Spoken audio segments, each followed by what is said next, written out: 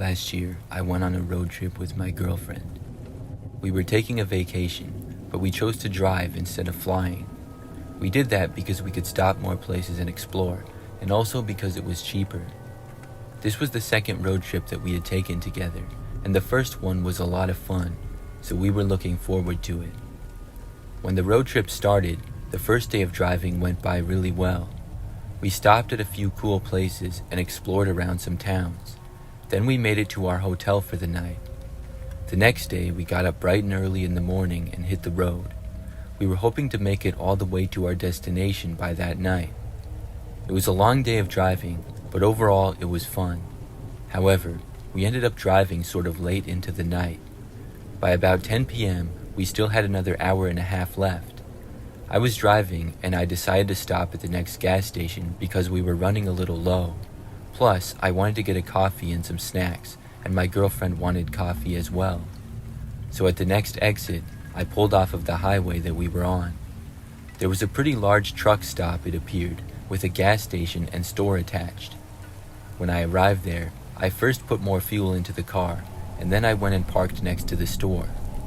There were a decent number of other cars and trucks around, and this was clearly a pretty popular place for people to stop. So my girlfriend and I got out of the car and started walking in. I do remember that as we were walking in, a few other people were as well, including a family with a few children a little bit ahead of us. We got inside of the store and first used the restrooms. Then my girlfriend said that she would get the coffee if I wanted to look for some snacks. The store was very large for a truck stop. It had quite a few aisles, and there was a coffee shop type of place attached to it, which is where my girlfriend went. So I started to walk through the snack aisles and think about what I wanted to get. It was a few minutes into that I noticed a man and a child start to walk into the aisle that I was in. The man was a bit larger of a guy who appeared to be in his 40s or so, and the child looked to be about 5 or 6. The man was holding onto the kid's hand, and it seemed as though after they saw me in the aisle, they turned around and walked out. But when I looked at the kid, I remembered seeing him walking into the store with the family ahead of us. I had seen the kid's parents, and this guy was not one of them. I got a bad feeling, like maybe this guy was trying to kidnap the kid or something. I thought about it for a moment, and I was 90% sure that this kid didn't belong to him, and the way that the man was holding on to the child's hand seemed almost like he was dragging him along. I decided to go and see where the guy was going, so I walked over to the end of the aisle. I didn't immediately see the man, so I scanned around the store. Then I noticed him walking along the backside of the store near the cold drinks. He was still with the child. After making it to the corner of the store, he walked along the next side of it going towards the exit doors. When I saw this, I walked forward and I reached the doors before the man would. Soon, the man and the child reached me. I remember that the man said, "Excuse me," and started to walk around me, but I said, "Wait a minute." The man stopped and looked at me. His face appeared nervous. I flat out asked him if that was his kid, and I said that I saw the child enter with other parents. The man said yes, it was his son. I looked to the boy, who seemed shy and a little bit confused. I asked if that was his dad, and he shook his head saying no. The man then started to open the door anyways and tried to leave with the kid. By now, we had been standing there for almost a minute. I spoke louder, saying that I just wanted the other people to come over and confirm if it was their kid or not. Before I got done speaking though, the man suddenly let go of the child and just ran out the door. I watched him walk at an extremely fast pace to this old-looking van and get inside of it. I tried looking for the license plate number, but I couldn't see good enough. Then I walked with the child around the store until we finally found his parents. When I found them, I told them what happened. They were obviously upset, but also grateful. The parents had 3 other kids, and one of the older children apparently was supposed to be watching the younger one. I'm not sure where the man had come from, but I'm really glad that he didn't leave with the child. The police got called and there was a big investigation. My girlfriend and I then went back onto the road.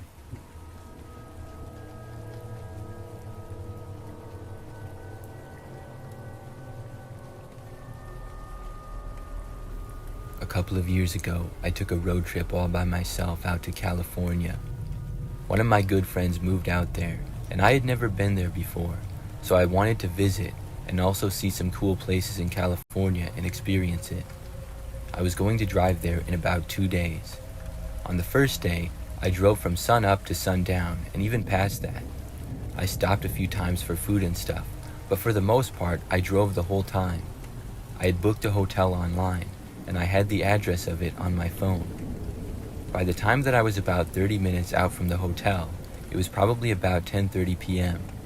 I knew that I was going to be taking an exit up ahead in like 20 miles or so. As some more time went by, I felt like the exit should be approaching. I looked at my phone to see how close it was, and just as I looked at it, I saw the phone turn off like it had died. I tried turning it back on, but I realized that it was in fact dead. I had a car charger, but it had been having some problems recently at the time. It was one of those old chargers that sometimes it randomly wouldn't work, or you would have to mess around with it a while before it worked. So I got the charger and tried plugging it into the phone and turning it on, but nothing happened. I kept driving and saw some exits coming up. I just guessed that these were the ones that I was supposed to take. I didn't know for sure, but I was hoping that I would be correct. Maybe if I drove down the exit, I would see the hotel or a sign for it or something. So I took the exit and went to the right. I passed by an old gas station, but that was about it. As I continued to drive down this road, things were much quieter there. The roads didn't have any other cars on them at all. I drove along the road for probably 2 or 3 miles. At that point, I realized that I didn't really know where I was going, and I had probably taken the wrong exit. I wanted to figure it out though, so I pulled over to the side of the road that I was on. Then I took the charger and tried to figure out what was wrong. I unplugged it, plugged it back in, and started moving it around, trying to get it to work. I sat there in my car for a few minutes trying everything I could to get the charger to charge my phone, but nothing seemed to do it. It seemed as though that charger had finally bit the dust for good. I realized that I would have to buy a new one, but still, I had to get to the hotel and I didn't even know where it was. I remember I looked up though, and suddenly I saw headlights that a car had pulled over to the side of the road behind me. It was several car lengths back, and at first I thought that maybe it was police, but looking at the headlights, it didn't really seem like a police car. Plus, there were no flashing red and blue lights, just normal headlights. I waited for a minute or two to see if anybody would get out or something. They didn't though. Then I decided to merge back onto this quiet road. There were literally no other cars around, just us 2 cars pulled over on the side of the road right here. It was really strange. I didn't know why this person had pulled over, and on both sides of the road it was just wildland and woods. So I put my car in drive and slowly went back out onto the road. When I did, I noticed that almost immediately after me, the car behind me did the same. This gave me a bad feeling. Why would this person want to follow me? I should have turned around and went back to the highway right then and there, but I didn't. The fact that the car behind me left right after me got me distracted. I kept going down that road for a little while, and at the first opportunity to turn that I had, I took it. I wanted to see what the car would do behind me. When I turned, the car did as well. Now I was really worried. I drove down this other random road for a while, and then I turned again. The car behind me did that as well. I really wanted to get away from it. This road was even more secluded though. There were no streetlights, and the only visibility was coming from my headlights and the ones of the car following me. I knew that I had to turn around and go back to the highway. It felt really sketchy trying to get away from this guy on these roads, so I decided to make a U-turn. I slowed down and went as far as I could to the right side of the road. The car behind me started to slow down as well. Then I began turning around to make the U-turn. I slowed down significantly more, but I was just able to make it. However, when I turned around, I realized that the car behind me had actually backed up. It was now parked in a way where the car was blocking almost the entire width of the road. I stopped. I wasn't sure what to do. I didn't think I would be able to get around the car. Then the car turned off and I saw the driver's door open up. A man got out. He did not look friendly at all. He started instantly jogging towards my driver's side door. In an instant, I went to the right and just hit the gas. It was really just a reaction to the guy running at me. I drove right into the grass and just barely squeaked around the man's car. Luckily, my car did not get stuck in the grass, and I soon went back onto the road. I saw the guy was running back for his car, so I went faster, and as soon as I made it to the next turn, I took it. Then I took this other road that was right off of that one. I knew the guy would be coming for me, but at the moment, I could not see him. So I went down that road a little ways, and then I pulled over and turned my lights off. I just hoped that the guy wouldn't go down that road. I waited for probably 10 minutes, and I didn't see the car. so he must have not known that I had went down that second road. After that, I carefully drove back towards the highway again. I was able to make it, and then I was able to use the signs to get to the correct exit. I stopped at a gas station, bought a new charger, and then was able to make it to my hotel. Looking back, I don't know who that guy was, why he followed me, or what he wanted. I don't think it was anything good though, and I'm really glad that I got away from him.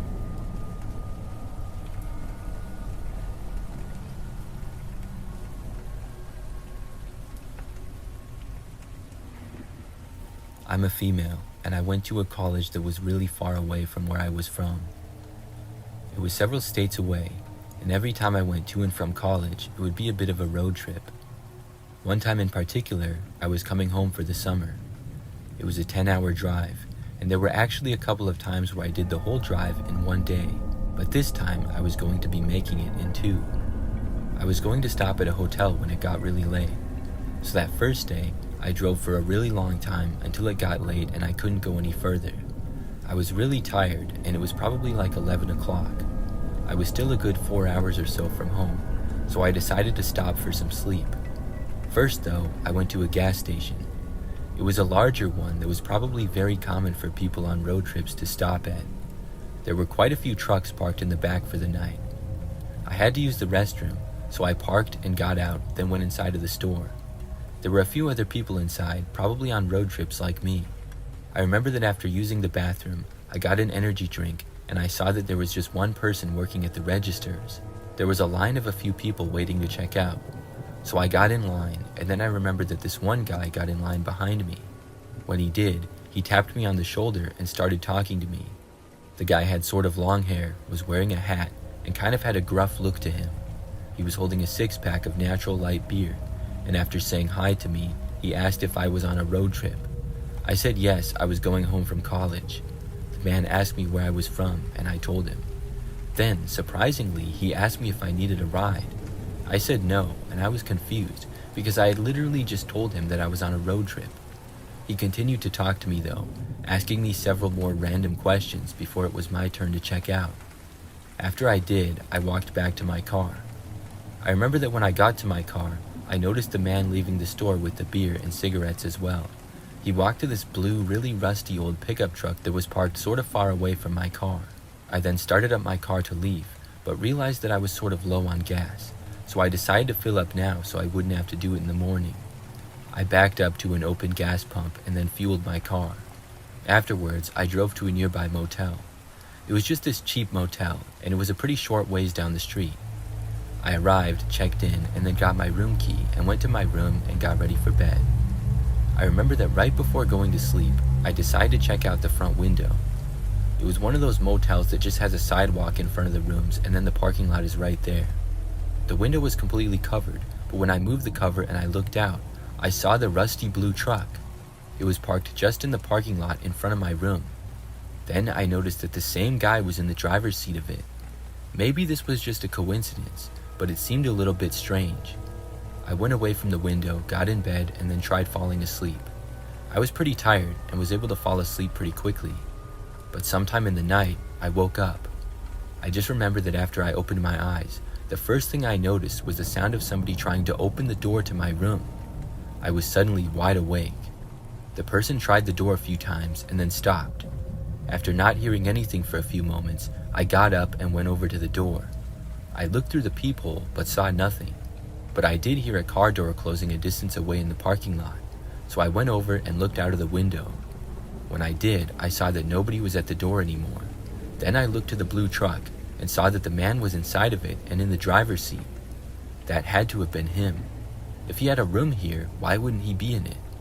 I went over to the phone in the motel room and I called the front desk, but nobody answered. I was considering calling the police. I went over to the bed and sat down, trying to relax. It was about 1 o'clock in the morning by now. After laying down and going on my phone a little bit, I was starting to feel better. Then, suddenly, I heard a knock at the door. Once again, I was instantly on edge. I listened, and after a few moments, whoever was there knocked again. I quietly got up and walked over to the door. After looking through the peephole, I saw the same man was there. Then I went back over to the bed and called the police. I told them what was going on. After I was told they were on the way, I hadn't heard the knocking or anything in a few minutes. I went back over to the window and looked out. The man was still there and still inside of his truck. Then I just had to wait for police. I kept watching out the window the entire time. After about 5 minutes or so, I saw a police car entering the parking lot. Right when it did, the truck that the man was in started up and began to drive away. The police car noticed this and put on its flashing lights. They both then drove out of my sight. However, about 10 minutes later, another police officer showed up and knocked on my door. He told me that the police had pursued the rusty truck and stopped it. The man was arrested for drunk driving as well as having other drugs in the car. He denied trying to enter my room, but admitted to knocking on the door. I was just glad that he was off the streets for the night. The next morning, I was able to make it back home. That was definitely my scariest road trip experience.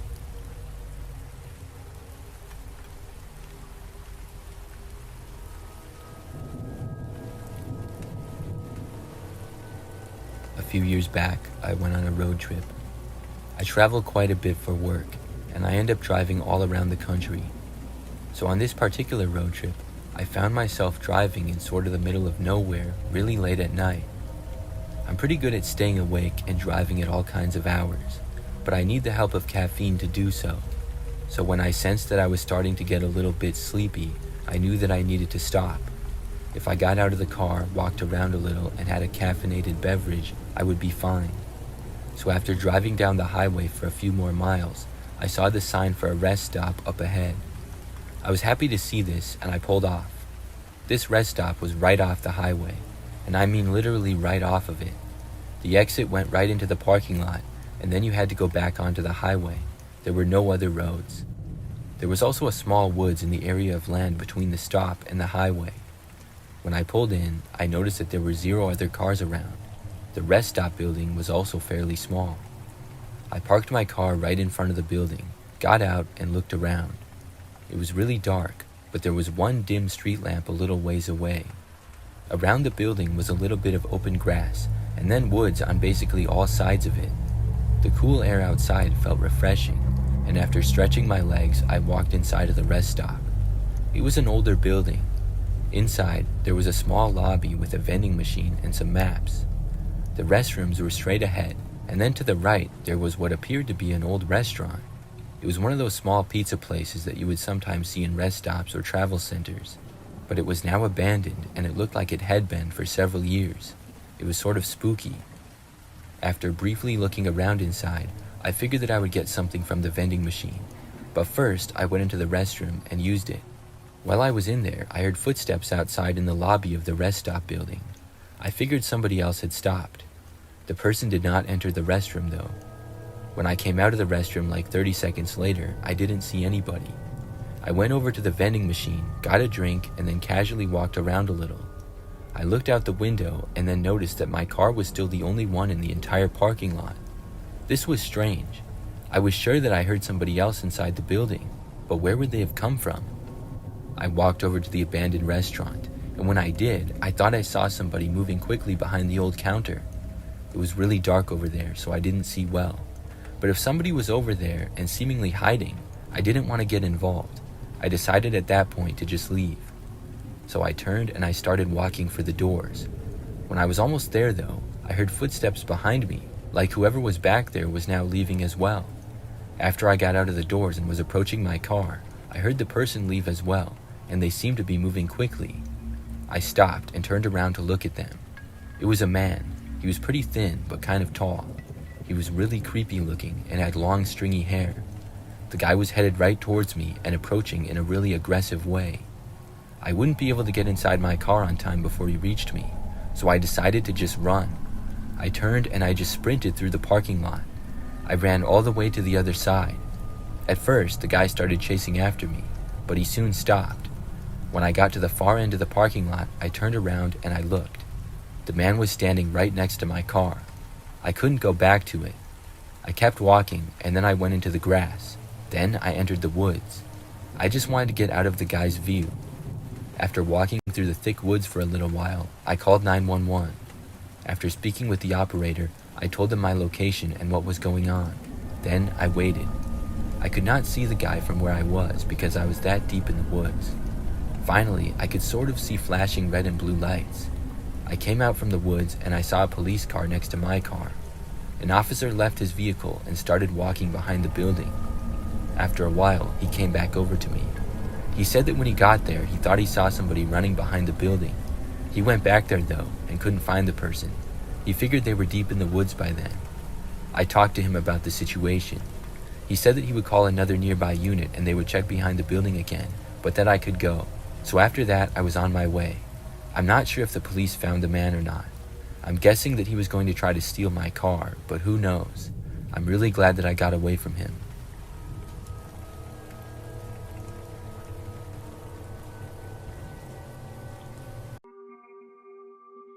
This happened in September of 2022, and at the time I lived in Wisconsin. I was also a sophomore in high school. I met a 17-year-old named Austin at my summer job. He used to attend the same high school as me, but had been expelled for plagiarism. That's what he told me, and I didn't question it. You can be thrown out of a university for plagiarizing someone else's work, but high school would put you into detention at worst, leading me to believe that he was kicked out for a different reason. We became friendly, and he would pick me up and drop me off during the summer whenever we had work, because I didn't have a driver's license at the time. I also want to point out that it was pretty obvious that he had a crush on me, but I didn't feel the same way about him. To clarify, he insisted on giving me a ride, and I even offered to give him money to cover gas. I was not leading him on in any way. Fast forward to the second or third week of school. Austin and I were driving home from a party that a mutual friend from school was throwing. Again, I needed a ride. When Austin pulled up to my house to drop me off, he finally popped the question. "Hey, listen, I think you and I should go out sometime." I'm sorry, Austin. I just don't have those kind of feelings for you. I would prefer if we stayed friends." I could tell that my response really upset him. Looking back, I can see how he may have gotten the wrong idea. Please try not to judge me too harshly. The only excuse I have was that I was only a teenager back then. We waved goodbye to each other, and I went inside my house, took off my shoes, changed into my pajamas, brushed my teeth, and was ready to call it a night. Before I fell asleep, I got a text from a friend. What I read on screen is something I'll never forget. It was a paragraph-long message about how Austin had been secretly taking photos of me while I was sleeping in my bed, through my window. While that revelation was still sinking in, several photos of me sleeping came through. Apparently, Austin had been bragging about it at the party, and even showed off his collection, which found their way back to me. When you're hit with news like that, you feel cold. I knew that Austin had a thing for me, but I didn't think it would ever be something this twisted. On top of that, I was literally in the exact spot of where the photos were taken. The first thing I did was check my window and close my blinds. I then immediately sent him a text in all caps. "Never contact me again."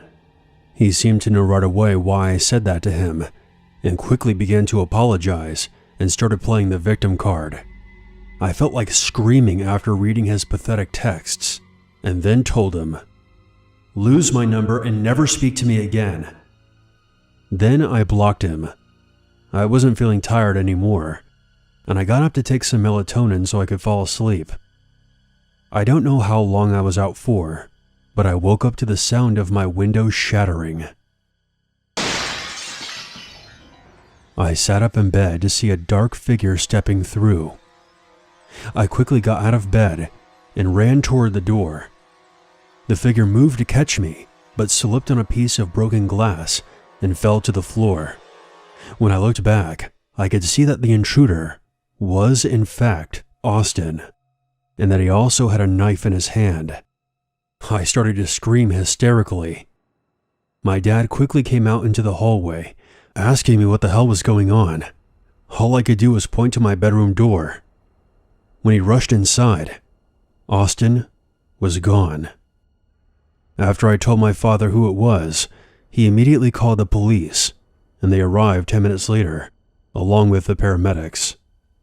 I didn't know it at first, but when I rushed out of my bedroom, my feet were cut on the broken glass. I had lost a lot of blood and was now feeling dizzy. After I told the police my side of the story, the paramedics ended up taking me to the hospital, where I stayed overnight.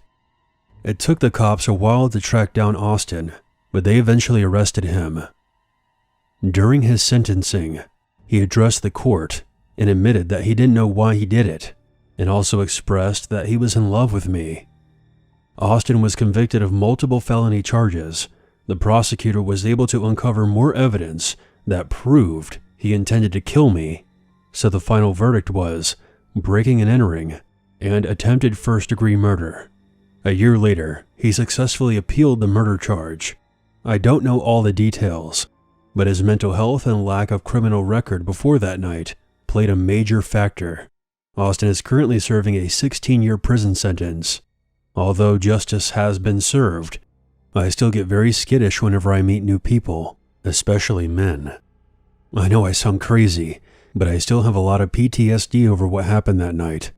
I hope Austin goes to hell for what he did.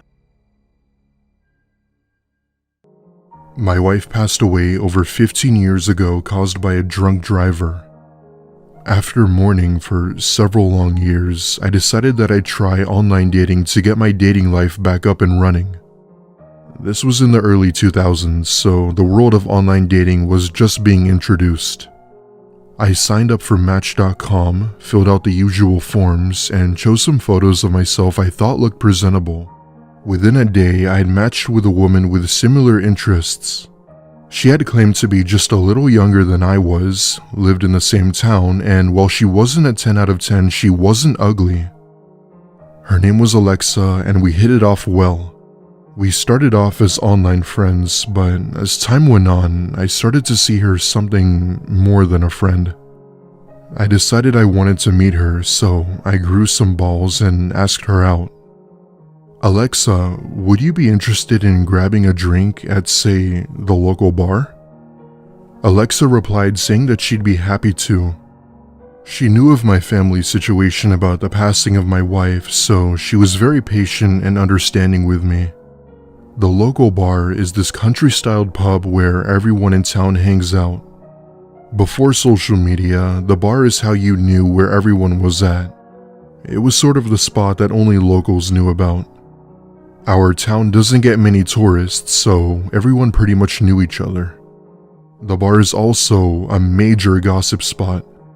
We're a small town, so there are no secrets. Even the state police stop there, as well as truckers and stuff like that. I made a few trucker friends here and there and pretty much got along with everyone.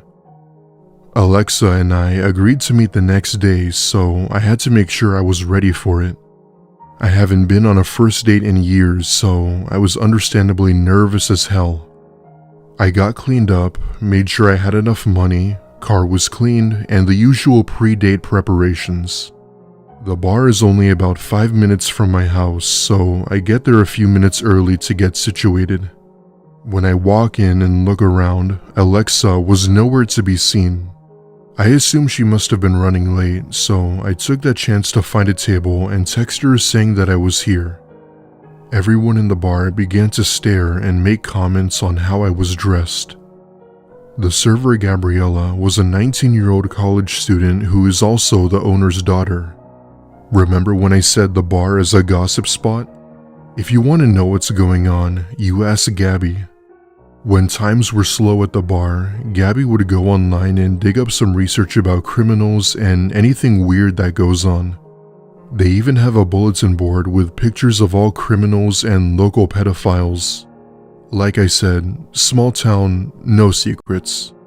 Gabby comes over to me commenting about the way I was dressed and asked if I was on a hot date. When I told her that I was, she had asked if she could see a picture of my lady friend, and when I showed her, she got this strange look on her face. She muttered a nice comment and left to go get my drink. This was unusual for Gabby because she chats everyone's ears off. So much that she sometimes forgets to give people their orders. I got a message from Alexa saying she was 10 minutes away and that she was caught in traffic. It was then when I noticed Gabby talking to other patrons, only for all of them to constantly glance over to me with this look I can't even explain. As I looked around the bar, I noticed that everyone would look away when I made eye contact with them. I got another text from Alexa saying that she was 5 minutes away. Gabby comes back with my drink and asks if she could see the picture of Alexa again. I gladly showed her. After seeing it again, she asks me, "You know who that is, don't you?" It's Alexa," I replied. That's a guy dressed up as a woman. This guy likes to stalk people and lure them into taking people's money. He got out of jail 6 months ago for good behavior." I blurted out a "what the hell" as she said this. As it turns out, this guy enjoyed seeking pleasure of preying upon lonely men, just like me. He was the black sheep from a very influential family that had relatives in law enforcement, local papers, county councils, the judicial system, and even school board positions. Alexa was charged with both stalking men and women on dating sites and would sometimes even go into their homes only to steal all of their valuables. Apparently, he even broke into the victims' homes before targeting them. From what Gabby had told me, he was in jail for 2 years and was released but given a deal from the county attorney's office with the following conditions. 1. Not to use dating sites. 2. Mandated management counseling to control his impulse.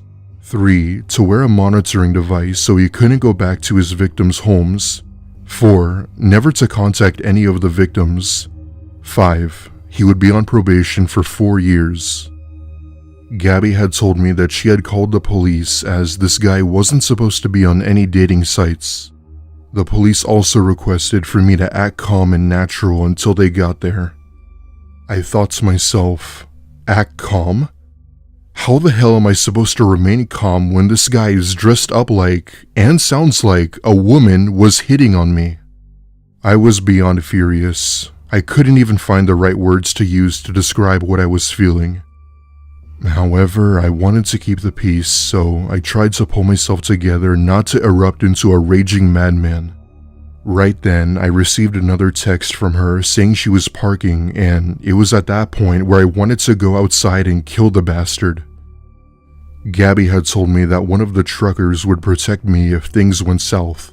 A few seconds later, the door to the bar opened and the woman from Match.com appeared. A dead silence came over the bar. I waved half-heartedly while trying to keep my composure so I wouldn't find myself breaking his jaw. Gabby very formal and politely walks up to Alexa asking if she needed a table. Alexa replies, "Oh, no, there's my date, over there." Just as that was said, 2 county sheriff cars pull in and the Alexa imposter flees running out the door. He didn't get very far though. One of the officers got out and body slammed him to the ground. All the while, Alexa tried convincing the police that he was in fact a woman by faking the female voice I was all too familiar with. He was arrested and put in jail much longer than before. From that day forward, I swore to myself that I would never go on another online dating site again.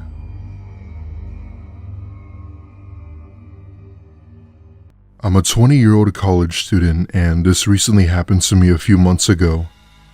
My dating life hasn't always been the best, but I've been with a few girls here and there. This was primarily because I didn't have the time to date, as my life was basically revolving around school. I'm currently majoring in engineering, so you could imagine how much schoolwork I was swamped with. Anyway, I had been at my friend's dorm one night who had just introduced me to his new girlfriend.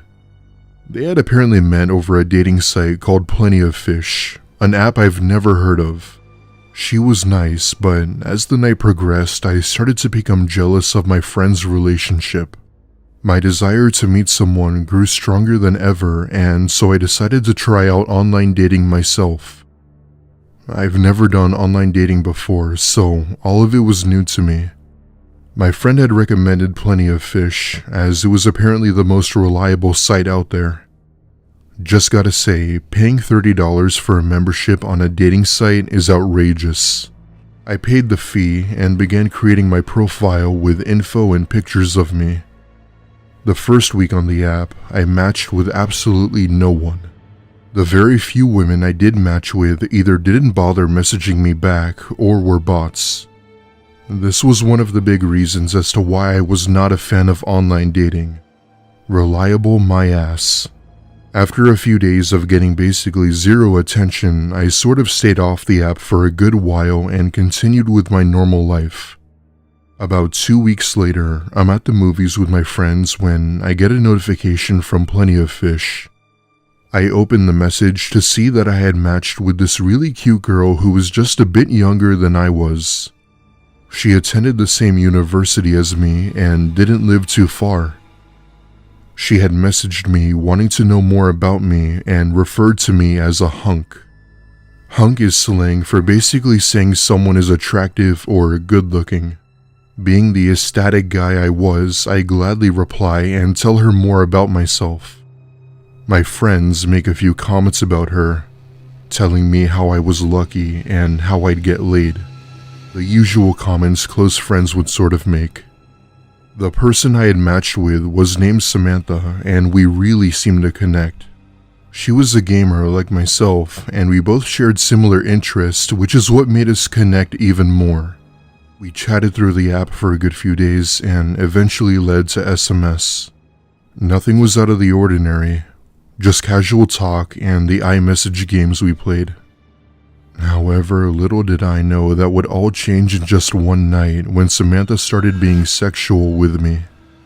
Of course, being the hormone-filled young adult I was, I decided to play along.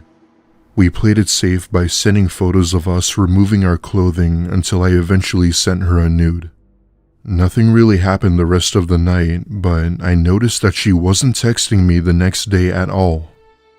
This was unusual for her, as she's normally very responsive and fast. At one point, I was sitting at my desk studying for my midterm when I received a call from her. She had never called me before, so I was kinda surprised, but picked up and greeted her. There was a long pause before I hear someone on the other end. However, on the other end was not Samantha at all. The voice on the other end was a man's voice saying, "What are pictures of you doing on my 15-year-old daughter's phone?" I felt my blood run cold and hung up the call immediately and deleted everything dating related from my phone. I was in a panic as I knew hanging up was the wrong move. Did this girl lie about her age? Was I a victim of some sort of trick? Then, all of a sudden, a text from her contact pops up that read, "You better call me back or you'll be in a prison cell within an hour." All I can remember was explaining to the supposed father that I didn't know she was underage and that her profile said she was 19. All I got in response, though, was how I was a monster, a pedophile, and how he was gonna lock me up. For a second, I really thought about my life being over. All my hard work and education being ruined because of this. He then presented me with a proposal.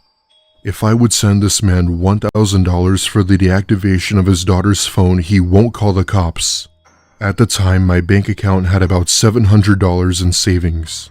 It was my savings for a car, but I was prepared to give it to him if that meant I didn't have to be put behind bars. I had asked if I could call my family to help pay the remaining $300, and he said yes. After a whole ordeal with my parents, they sent me the rest of the money, but that my dad wanted to talk to this man. I'd say my dad sent over 100 messages to this man, threatening him in the worst way possible. All we got in response was that he hoped I would enjoy prison. My parents said I didn't have to worry about it as this was all likely a scam, an attempt to extort me because I was so young and naive. For the next couple weeks, I was paranoid that a police officer would come to my door with a pair of handcuffs with my name on them. However, no one ever came. The number I had saved for this guy ended up being disconnected after a week. Till this day, I still wonder if it really was just a ploy. Even if it was the scariest thing that's ever happened to me. And if it wasn't, I guess it technically means that I'm guilty, even though I really never knew her real age. My parents are convinced that it was indeed a scam. I hope that you'll use my story as a sort of lesson to be learned about scams like this and the dangers of online dating. Be careful out there, folks. For the past year, I've been on a lot of online dating apps nonstop. I had recently broke up with my boyfriend due to his toxic behavior and knew I had to find someone else who would benefit me in life. Being a girl who had already graduated college, it was hard to find new people, so I turned to online dating. Sites like Tinder, OkCupid, Bumble, etc. One day, I had matched with a guy named Zach on Tinder who I enjoyed talking to really well. Based on his profile picture, he seemed cute and confident about his career and hobbies. We had messaged back and forth, and at one point he wanted to meet me. I've never been involved with the dating life since college, so I was very nervous. I told him that he could come over to my house as my parents were out of town and we could have the place to ourselves. He agreed with that idea and made plans for him to come over during the weekend. When the day finally came to meet Zach, I cleaned the house, dressed nice, and even made some fresh brownies for us. Fast forward to 3 p.m., I hear a knock at the door and go over to open it. Standing at the front of the door was a man I had never seen before greeting me.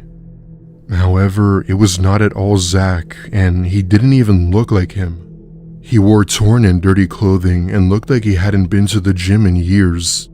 When I questioned him about why he lied about the photos, he said that was actually pictures of his nephew. At this point, I'm immediately creeped out, but I didn't want to be rude and kick him out. We both agreed to watch a movie on the couch, and I made sure to stay far away from him as possible. During the movie, I felt his eyes stare at me in this weird way I didn't understand. It was as if he were staring through my soul. It came to a point where I made up a lie saying that my parents were coming home and that he had to leave. Thankfully, he respected this and got up to leave. Before he did, he took out a pocket knife and said something that made my skin crawl. "I could have killed you today, Ashley." He jokingly chuckled as he made his way out of my house and into his old pickup truck. I never heard from Zach again, but this is one of the creepiest moments I've ever experienced. I'm now more aware of online dating, and I'll just stick to meeting people in real life. In 2011, I moved to a college in Colorado during the winter for my master's degree in psychology. The school had a really good program, and a master's was mandatory for my career.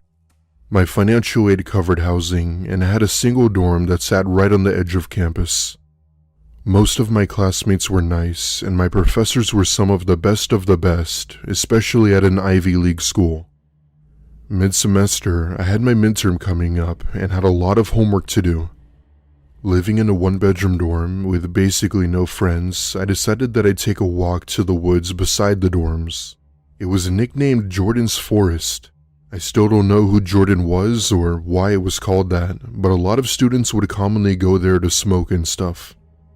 I was never into that and hoped for a moment to myself with nobody around. So anyway, there I am, heading down the trail, keeping to myself when I decide to sit down by the old fountain hidden deeper into the woods. Apparently the fountain used to belong to a fraternity at one point. However, I guess they haven't used it in a while, as the fountain was hanging by a thread and appeared to have been unkept for years. As I'm sitting by the fountain, just reflecting on life, I hear footsteps in the snow from behind me. I turn around, and standing there is a man with a jacket and hat on. He gives me a friendly gesture as a way to say hello, and me, being the shy person I was, gave him a quick smile. He then comes up to me and introduced himself as Doug. As I said, I wanted to be alone with myself at the moment, and having someone else nearby really killed the mood. However, I didn't want to come off as rude, so I tell him my name and went on my phone to act busy. Right away, something seemed off about him, and he didn't exactly look like a college student. If I had to guess, I'd say he had to be in his late 30s or maybe early 40s. He proceeds to sit down beside me while keeping a short distance before saying, "So, is this your first time on campus?" he said. "Yeah, I just started my master's," I said. He looks at me with a smirk and says, "Oh, I see. Well, you'll love it here. You seem so young and bright. You do fine." I thank him for the compliment and tend to my phone to try and talk to him the least I could, hoping he'd get the hint. After some minor small talk, I finally say it's getting colder and that I was gonna head back to my dorm. As I'm walking away, I could just feel his eyes glued to the back of me, and the minute I turned around, I saw him staring at me. It wasn't until then where I started walking a little faster, hoping he wasn't following me. When I created a safe enough distance, I checked behind me once more and didn't see him. I breathed a sigh of relief and entered my dorm to continue studying for my midterm. However, as I was studying, I couldn't stop thinking about that man. I'm not one to be judgmental or anything, but he didn't strike me as a student at all. I'm not saying older people don't go back to school, they do, but there was indeed something off about him. I study for another 2 hours or so when I decide to call it there and settle in for the night. I freshen up in the shower when my friend from my homestay calls me via FaceTime. This is someone who I haven't spoken to in weeks, so I step out of the shower with my robe on and gladly answer it. She was mentioning about how she got a new job and how she just moved in with her boyfriend. Basically a bunch of life stuff. We're talking on the phone for a good hour or so when I decide to lean my phone against some books so the camera is on me. She continues her story and such when she suddenly stops mid-sentence and looks at me strangely. When I ask her what was wrong, she says that there's someone looking into my room from the window. My blood ran cold and I turn around and see what I can only describe as Doug peeking through my window.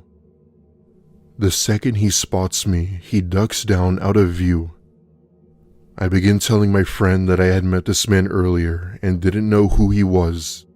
She recommended I call campus security, and I did just that. I even had my friend still on the phone with me as a way to make me feel like I was with someone. As I'm on the phone with security, I hear my doorknob start to move and someone trying to open it. Thankfully it was locked, but I'll never forget the voice Doug made while trying to open my door. It was this low and gravelly voice, telling me that he could easily break this door down with one kick. I'll admit, I started to shed tears right then, just wanting security to get here. When they did, they had arrived with the police who then placed him under arrest. Turns out Doug had actually been a student here once and has since been homeless for over 5 years. His girlfriend died while they were both in school and had chose to live near campus as a way to cope, as this was the last memory of her and him together. I will say I did feel some sympathy for him, but I couldn't allow him to continue what he did to me to others. Up until recently, he was released from prison for good behavior, and the university has since banned him from being on campus grounds. I graduated with honors a year later, and I haven't returned to campus since. I'm a 27-year-old male now, but the story takes place when I was around 14 or so. I lived in North Carolina, and I've lived there my whole life, even when this happened. I'm not a huge guy by any means, so at 14, I was thin as a toothpick with little to no muscle. This will be important in the story later. The following events took place around early December of 2011. It was late at night in Raleigh, North Carolina, and I was home alone. My mom was working in urgent care that night, and my dad was out of state on a business trip for work. Seeing as my mom worked late, I had the house to myself, and with it being winter break, I spent most of my night playing video games. Everything from COD all the way to Minecraft. After playing for quite some time, I take a look at the time and see that it's well past 9 p.m. Me, being the skinny kid I was, decided to head downstairs and fix myself a snack. As I'm heating up my food, I look to my left and notice the door that led into the basement was open. Now, my family is very strict when it came to leaving doors open, and I always made sure to close them. Mind you, I rarely go into the basement, so I was surprised that my parents left it open. Having OCD myself, I prefer things organized, so I went over to close the door when my heart sank. I almost didn't notice it, but at the end of the stairs was a black figure sitting on the bottom step. By some stupid luck, he was facing the other way, so he didn't see me. I felt my heart legitimately sink into the pit of my stomach as I realized what was happening. While I didn't see their face, I did see the back of them. They appeared to be male and wore torn clothing with gray, messy hair. With not many options to choose from, I run upstairs and hide under my bed, not making a sound. I didn't have a cell phone at the time, and I sure as hell wasn't going into the kitchen to get the home phone. With nothing to do, I just stayed in my room, hiding under my bed when I hear footsteps coming up the basement stairs. At this point, I knew whoever this person was knew I was here. In my innocent 14-year-old head, I prayed he would just leave if he knew there was someone else here. However, that simply wasn't the case. Instead of accepting that there was someone else here, he took it a step further and proceeded to walk upstairs to my room. I hear him coming and I come up from under my bed with my mind racing on what to do. Now, this is where my lack of strength comes into play. I was trapped in my room, I didn't have a weapon, and I wasn't sure what this person was capable of doing. With no other option, I go to my window and attempt to open it as a way to escape. However, the cold weather from outside made it more difficult for me to open the window as the frame was basically frozen. All the while, I'm trying to get it open and I hear the footsteps walk up the stairs and stop at my door. He then proceeds to knock, followed by him mumbling something I couldn't understand. What freaked me out the most about this was the way he knocked. It was slow and steady, almost as if he were trying to intimidate me somehow. He tried twisting the doorknob, but it didn't budge, as I had thankfully remembered to lock it. In that moment, I had a hard time getting the window open when I suddenly hear a loud bang and see my door is now open. At that point, I pushed the window with all my strength and finally managed to get it open. I took that chance to climb out, and as I did, I caught a glimpse of the man's face before falling to the snow below. Fortunately, I was able to get away to the neighbors with only a sprained ankle, where police were then called. While the neighbors were nice, they let me call the police myself as they didn't want to get involved. A bit strange, I thought, but I could understand why.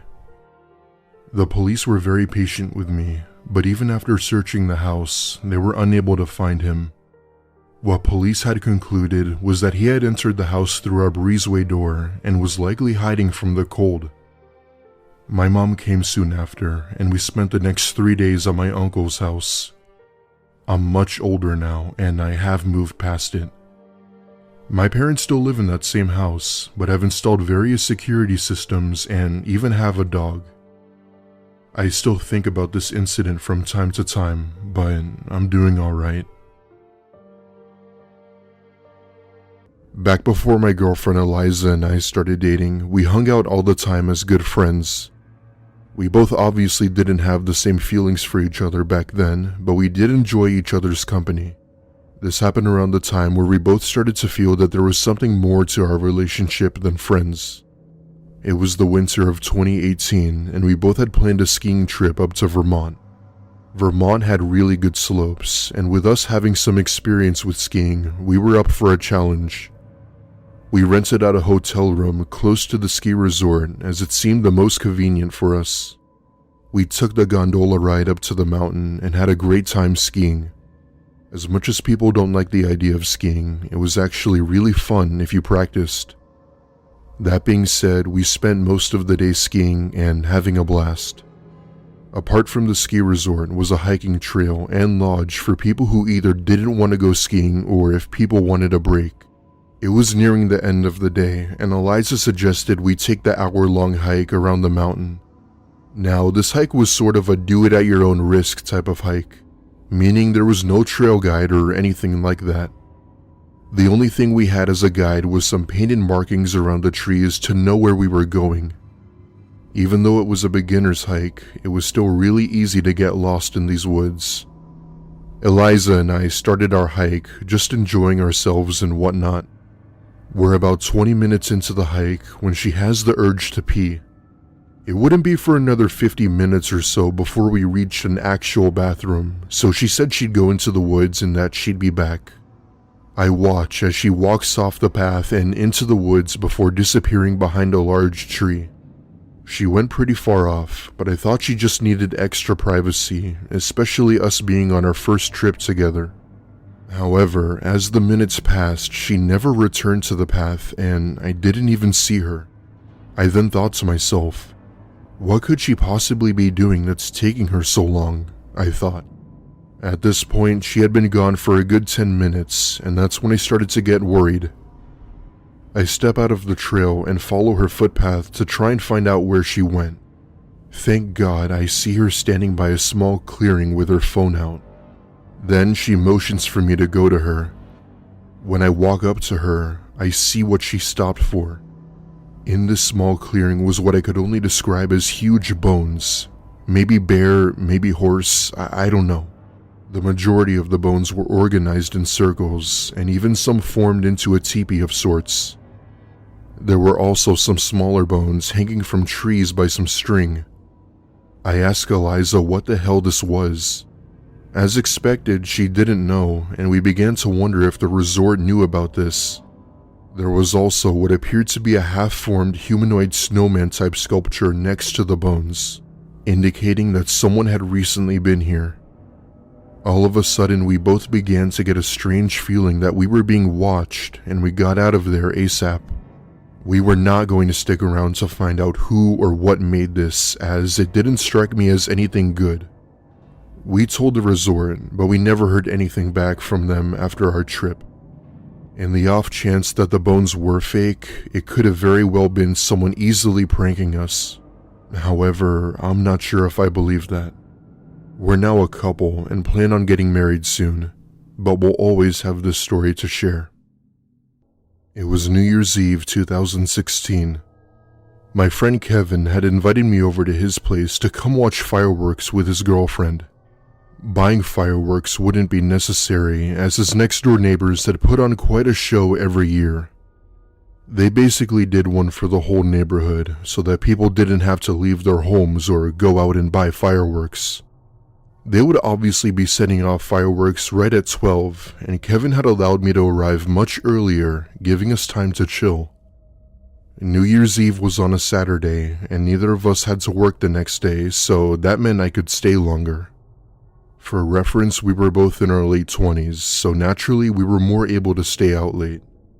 Kevin had ordered us some pizza for dinner, and even grabbed a few cold ones for the special New Year. I hadn't seen Kevin nor his girlfriend in a while, primarily due to work, so we all wanted to make this night special for the three of us. We all sat down in the living room waiting for the ball drop, which was also when the neighbors would start their fireworks.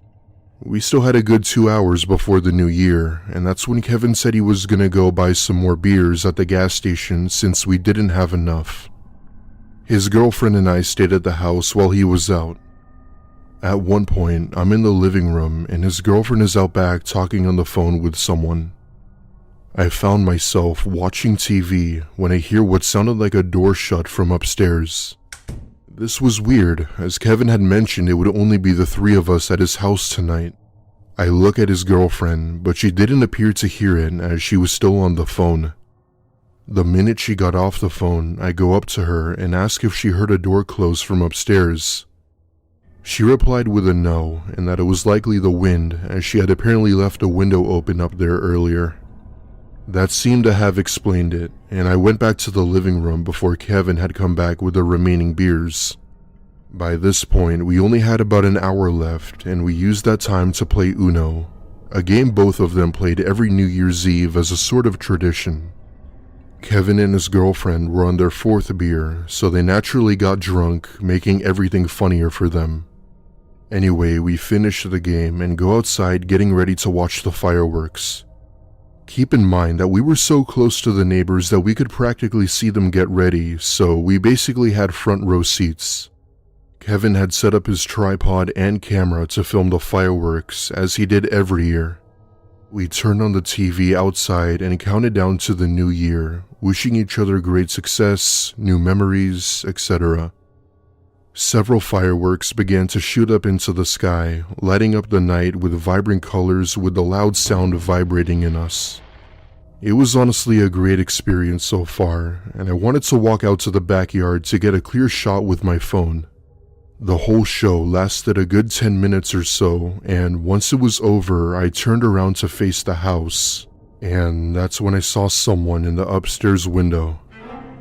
Both Kevin and his girlfriend were still on the porch, and I told Kevin to call the police and that someone was in the house. He was still a little tipsy from the alcohol, but when he snapped out of it, he ran upstairs with a kitchen knife. All the while, I was expecting to hear some sort of commotion going on, but it never did. All I heard was a few doors opening and closing and Kevin coming downstairs a few minutes later. He told us that he didn't find anyone up there and wanted to make sure if what I saw was actually a person. I told him I was sure, even by pointing out which room I saw them in, who was probably now gone. I mean, what else would it have been, I thought.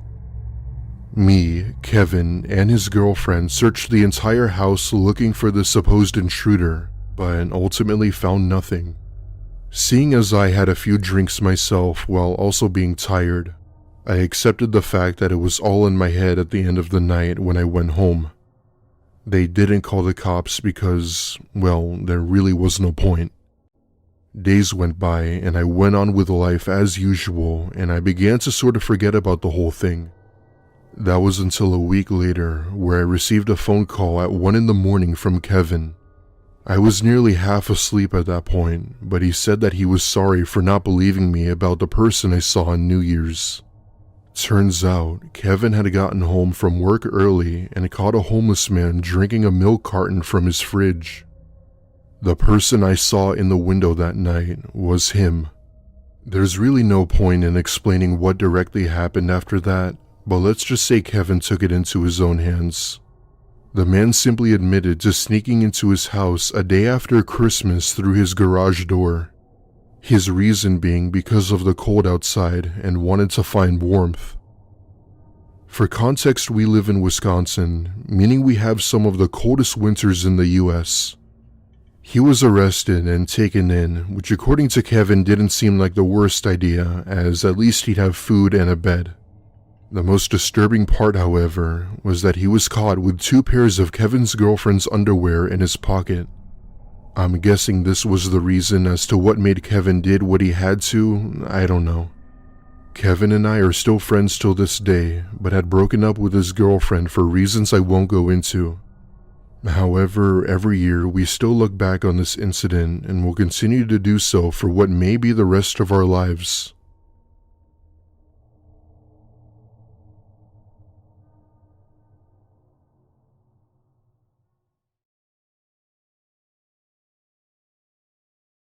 Last November, I turned off the highway into a 2-pump gas station in the middle of nowhere at around 1:30 in the morning. I guess I was kinda zonked from how tired I was because as I drove my car up to the pump, everything seemed as normal as could be. My eyes were locked on the pump display as I filled my car up, trying my best to not go a penny over $30, So it was only when I walked over to the kiosk to pay that I noticed something was off. The first thing that got my attention was how there was no one manning this kiosk. At first, I just waited, thinking the employee was just taking a quick bathroom break or something of that nature. But then as I started to look around, I realized the driver of the car at the pump in front of me was nowhere to be seen either. They weren't in their car, and they weren't inside the convenience store. So my first thought was how the driver and the gas station attendant must have been both in the back of the store, I guess. I got this momentary chill, thinking I might have interrupted a robbery or something, and I was suddenly very hesitant to knock on the glass or call for service. I remember turning to check out the car parked in front of me and thinking, if it's a Honda, then I'm getting out of here. But it looked to me like it was a 2011 3 Series. Now, if you don't know cars, Hondas are easy to steal. BMWs, on the other hand, not so much. And while that didn't completely preclude the possibility that there was a robbery in progress, it reassured me enough that I started knocking on the glass and asking if there was anyone there. I knocked once, and then twice, and then after the third time, I knocked on the glass in as many minutes, and it hit me that something highly unusual was clearly going on. My first thought was to try the door to the convenience store. I'm pretty sure it was supposed to be locked, but when I pushed, the door swung right open for me. I walked up to the counter, calling out, "Hello?" the whole time. And then thinking there might have been some kind of medical emergency, I jumped the counter and took a look around the back of the store. There was a bathroom and a storage room and a small office, but all three were unlocked and empty. Then and only then did I realize that the entire gas station was completely deserted. I checked around the back just to be sure, but I figured that there'd be no one there. And then once I was 100% sure something seriously weird was going on, I pulled out my phone and got ready to dial 911. I wasn't still 100% sure what to do, so I called out hello again, but much louder. And when that got no response, I called the cops. I could tell that, at first anyway, that the dispatcher thought that I was just some jerk customer who was angry my gas station attendant wasn't there when I needed them. But once I properly explained that there was literally no one to be found, anywhere on the premises or elsewhere, she started to take my call a little more seriously. She asked where I was, and when I told her, she asked if it looked like there had been a robbery. I remember asking, how the hell would I know? But she explained that if there had been a robbery recently, an employee might still be hiding somewhere. And I felt this sort of twinge of frustration because, like I said, I'd looked probably everywhere except the dumpster around the side of the gas station. And as I'm walking back from checking out the highway for signs of life, I just so happened to be passing it as the thought to open it popped into my head. I wanted to be able to say to the dispatcher, "There, I even checked the station's dumpster. There's definitely nobody here, ma'am." But when I opened the dumpster, there they were. I only caught a glimpse of what was inside before I dropped the lid of that dumpster and backed off like the thing was radioactive. But a glimpse was enough for me. There were 2 bodies in there, all bent out of shape with dark stains all over their clothes, and one of them was almost certainly wearing a gas station uniform. I remember saying something like, "Oh, Jesus, oh my God," pacing away from the dumpster in a state of total shock, with the dispatcher in my ear. Sir, tell me what's going on, sir." And I told her, "They're in the dumpster. Jesus fucking Christ, they're in the goddamn dumpster." The cops arrived in about 10 to 15 minutes, and by then I'd run off near to the highway to puke up all the contents of my stomach. And I'd remembered that thing about preserving the integrity of crime scenes, so in a wild panic, I'd actually puked as I was running, then had to hold puke in my mouth for a few seconds before I puked even more out near the highway. And after that, I just walked back and forth hitting my vape until I saw a cop car heading towards me down the highway, and then after talking to one of the officers for a few minutes, he told me I was free to leave. I looked the whole thing up online the first chance that I got later, but although I found a bunch of stories about a member of the public, yours truly, finding some bodies at a gas station, there was nothing that explained how or why those 2 people had been killed. And ever since, I've always been extra careful while driving at night, both in the sense that I keep a very close eye on my fuel gauge and try to avoid any nocturnal pit stops, but also, if a gas station looks a little too quiet, I'll avoid it altogether and just head to the next one.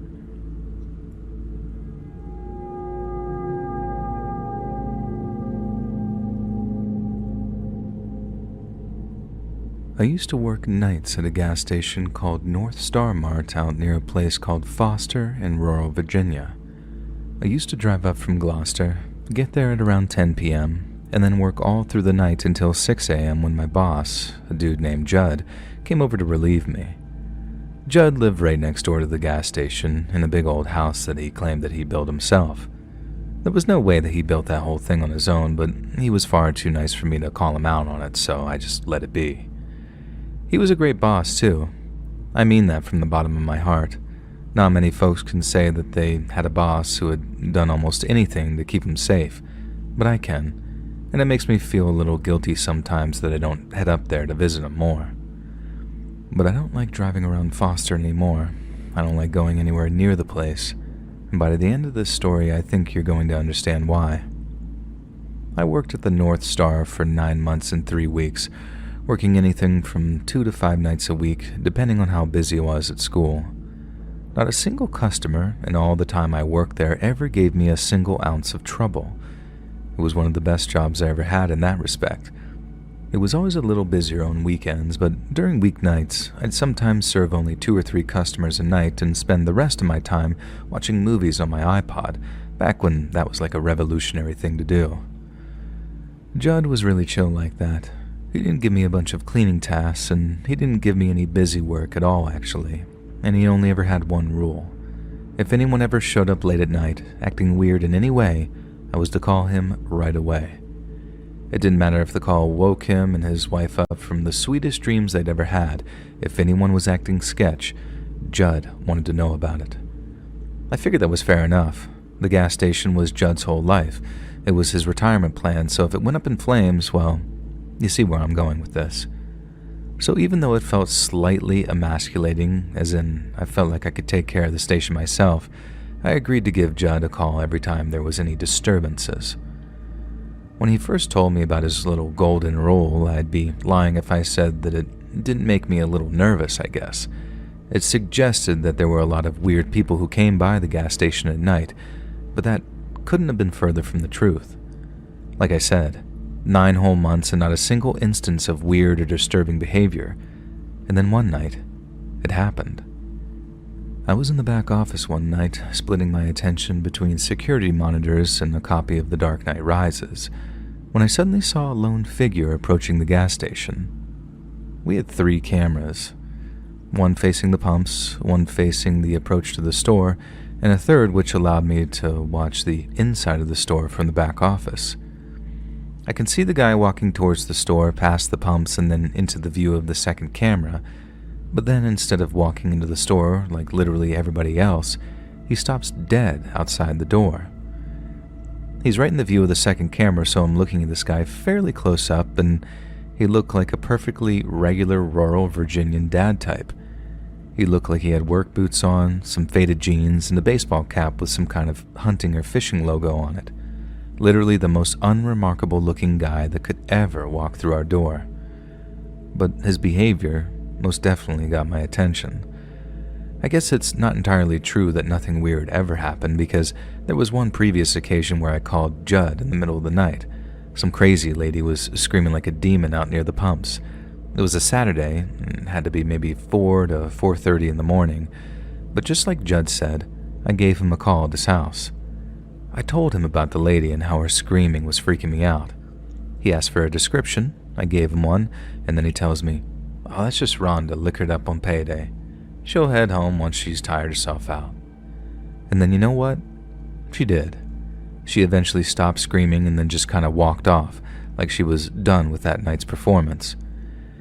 Anyway, the guy in the sporting goods cap stopped dead and just stood there in front of the camera, not moving a muscle. Not nearly as freaky as screaming like a banshee, but still weird nonetheless. I figured he was, I don't know, taking a moment to think or something. But then, as I'm watching him, his head starts slowly moving, turning his neck until he's staring into the camera lens. I know it was just an illusion, but it felt like he was staring directly at me, and that was easily one of the most unnerving sensations I've ever experienced. Once the guy's behavior reached a concerning level of weird, I grabbed the phone and called Judd. I didn't even feel emasculated doing it either. Whatever that guy's problem was, it wasn't meth. It was something way scarier than that. Judd picked up the phone, then once again he asked me to describe the person acting weird. I started describing the guy, and then the next thing, Judd slams the phone down.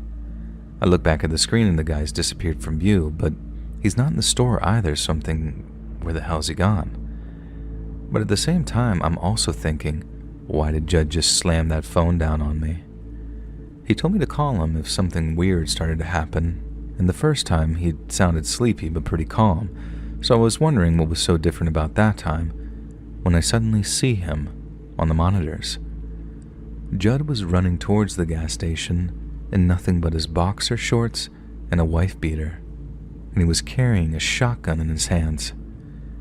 He burst into the store and asked me where he is. Then when I say the guy just disappeared, and that I think he just walked off, Judd runs past me into the office to check the monitors. I'm freaking out too, because what the hell is he carrying that shotgun for?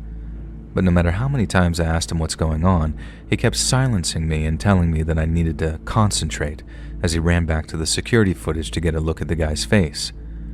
I watched him, rewinding the footage until he finally found what he was looking for, and when he did, I watched Judd turn completely pale.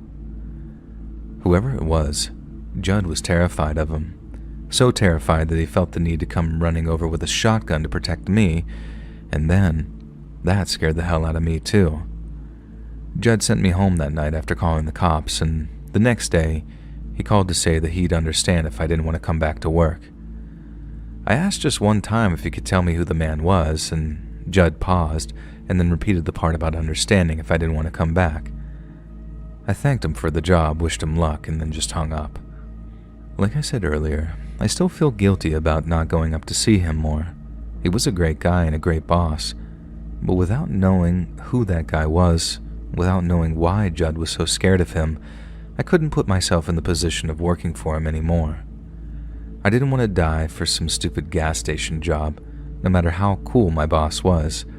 And if there was a guy out there who scared the hell out of one of the toughest sons of bitches I'd ever known, then what chance in hell did I have?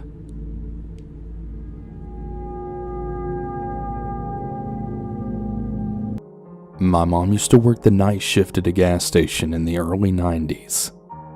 This is one of those mom and pop gas stations, so typically there was only about one person working the station at a time. During the night of the story, my mom's schedule had overlapped with one of her coworkers for 2 hours because there had apparently been an armed robbery in the same area the night before, so the owner was a bit concerned about being the next target of the robbers. After about 2 hours, my mom's coworker leaves. About a half hour later, there was a goth girl that comes into the station and buys a pack of cigarettes. The girl is fidgety but polite. My mom tells the girl to have a good night, then begins to clean the hot dog case. As my mom starts cleaning, she notices that the girl doesn't leave the station. The girl then starts walking around for about 5 minutes, just looking at random items on the shelves.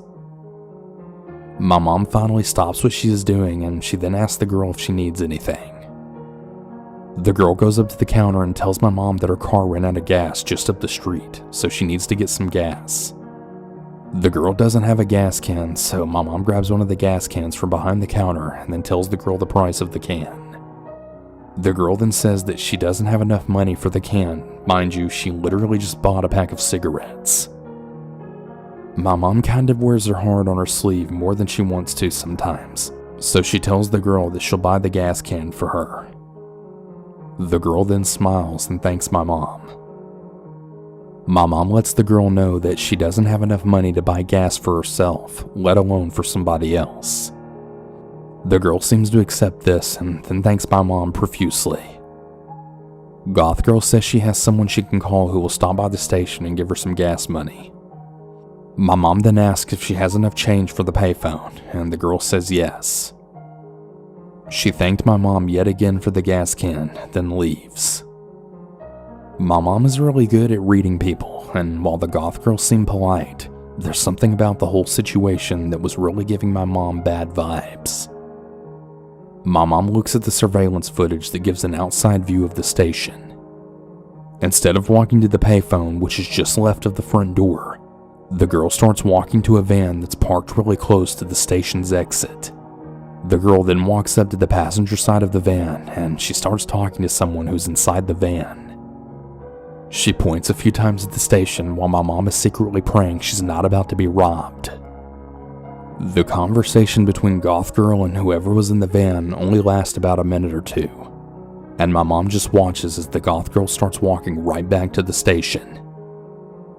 The Goth Girl comes back to the station and she tells my mom that she had got some gas money from her uncle, but that when she tried pumping gas, she had some trouble with the handle of the gas pump. Mind you, the gas pumps at the station are literally your basic no-thrills pumps. The girl then asked my mom if she could come outside and help her. My mom pretends to be calm, but she then starts to panic on the inside. She then tells the girl that she can't leave the station, so she asks the girl to try another pump. The girl says she tried them all, but she just can't figure out how they work. She asks again if my mom would come outside and just show her how one of the station's pumps work. My mom apologizes and she then explains that she's not able to leave the station unattended, or she'll be fired. She tells the girl that there's a gas station just a block up the street and that they always have multiple employees on staff, so she should be able to get someone to help her over there. The girl starts to whine and she starts to let out this really eerie sort of snarl. She then gives the fakest big smile she can muster and tells my mom that she'll only be gone for a minute and that she really needs my mom's help. Now, when she said that she really needed her help, her teeth were clenched and she started stomping up and down like a pouting toddler. Goth Girl then starts breathing excitedly like she's a rabid animal or something. At this point, my mom then drops all pretenses of being nice, gives the girl what she calls her cold bitch smile, and then says, "So, by the way, I saw you talking with your friends outside, and I already called the cops and gave them your friend's license plate number. They should be here in just a minute. They're so fast in this town." My mom was of course bluffing, and luckily for her, the girl seems to believe her. Goth Girl quickly leaves the store, gets inside the van, and right before she can fully shut the side door, the van is then peeling right out of the parking lot. My mom did wind up calling the police later on and then gave a general description of the van and girl. It didn't take too long for the police to find the van. It had apparently been abandoned on the side of the road near a wooded area.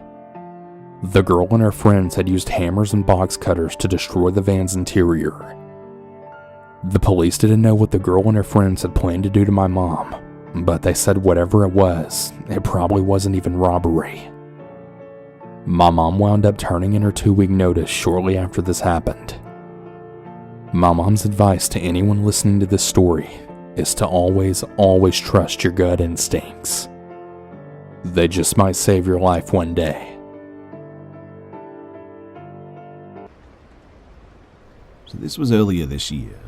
I moved to a different town and was finally settled into my new place. It was the night before Christmas and family was coming by early that morning, so I spent the evening cleaning and prepping for the next day.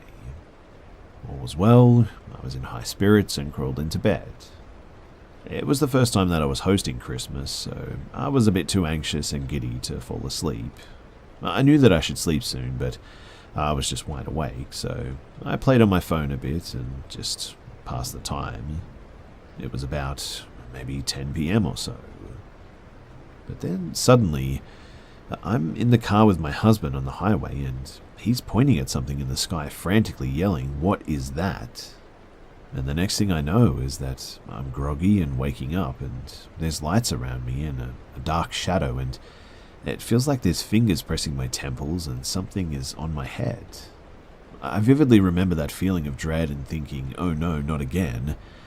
I feel groggy but managed to mumble and lift my arm, which was heavy, and tried to say, "I'm awake."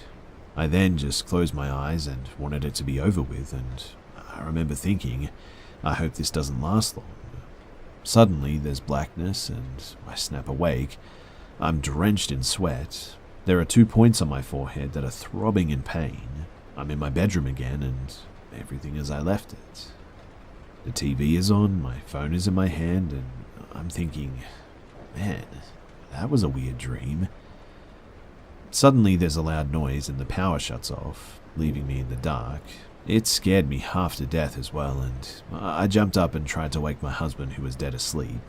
Finally, after a few seconds though, the power was back on, and my husband thinks that I'm just silly. The thing is that I understand that it could very much have been just a dream. That's not impossible, I suppose, but I'm not much of a dreamer, and if I do, they aren't that vivid.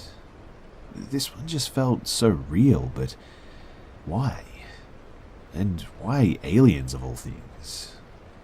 I'm mostly into like ghostly stories, so I don't read or look up UFO stuff that much, and I remember the physical feeling of dread that it was happening again, and I could feel my stomach drop, and I felt sick when I thought, not this again.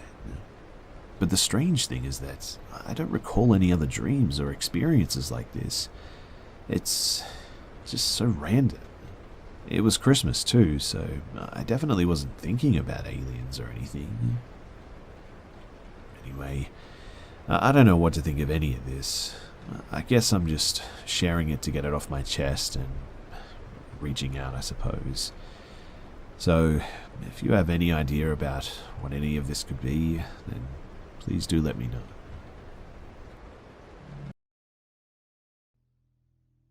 A while ago, I got a job at a small hospital just out of town. I was excited as it was my first job I had been offered since my graduation. It was just casual work, but I was still ecstatic at the chance to work there, as the money was great, and it was the place I did my training at. Most of the time, I would do 12-hour shifts from 7 a.m. to 7 p.m. Sometimes I would work the late shift from 3 to 11. I never cared much for those. I was used to working late for my previous jobs, but I had to drive a lot further to get home. There was usually 4 nurses, 1 administrator, me, and the emergency doctor. That's it. Now, being in a small hospital like this one, you see some pretty strange things come in. Some people can't make it into the city, so we've had the emergency helicopter have to drop in every now and again. I've seen some pretty horrific things, like whole families dying from accidents on curved country roads. I've even had people bring in animals in desperation, as there was no veterinarian nearby that was open. This one particular night, around 10 p.m., I was sitting and talking with one of my nurses about a patient's chart, but I was mostly just wasting time until I got off at 11. The hospital was very quiet. I had only checked in 6 patients up to that point. I then heard a strange noise by the entrance. I then saw a man making his way toward us. He looked pretty normal, but he had on a long coat, which was strange as it was the middle of the summer, and even though it was dark, it was still very warm out. The nurse beside me let out a long sigh and got up to use the restroom, leaving me to deal with our new arrival. As he drew closer, the strange sound got louder, and something caught the light.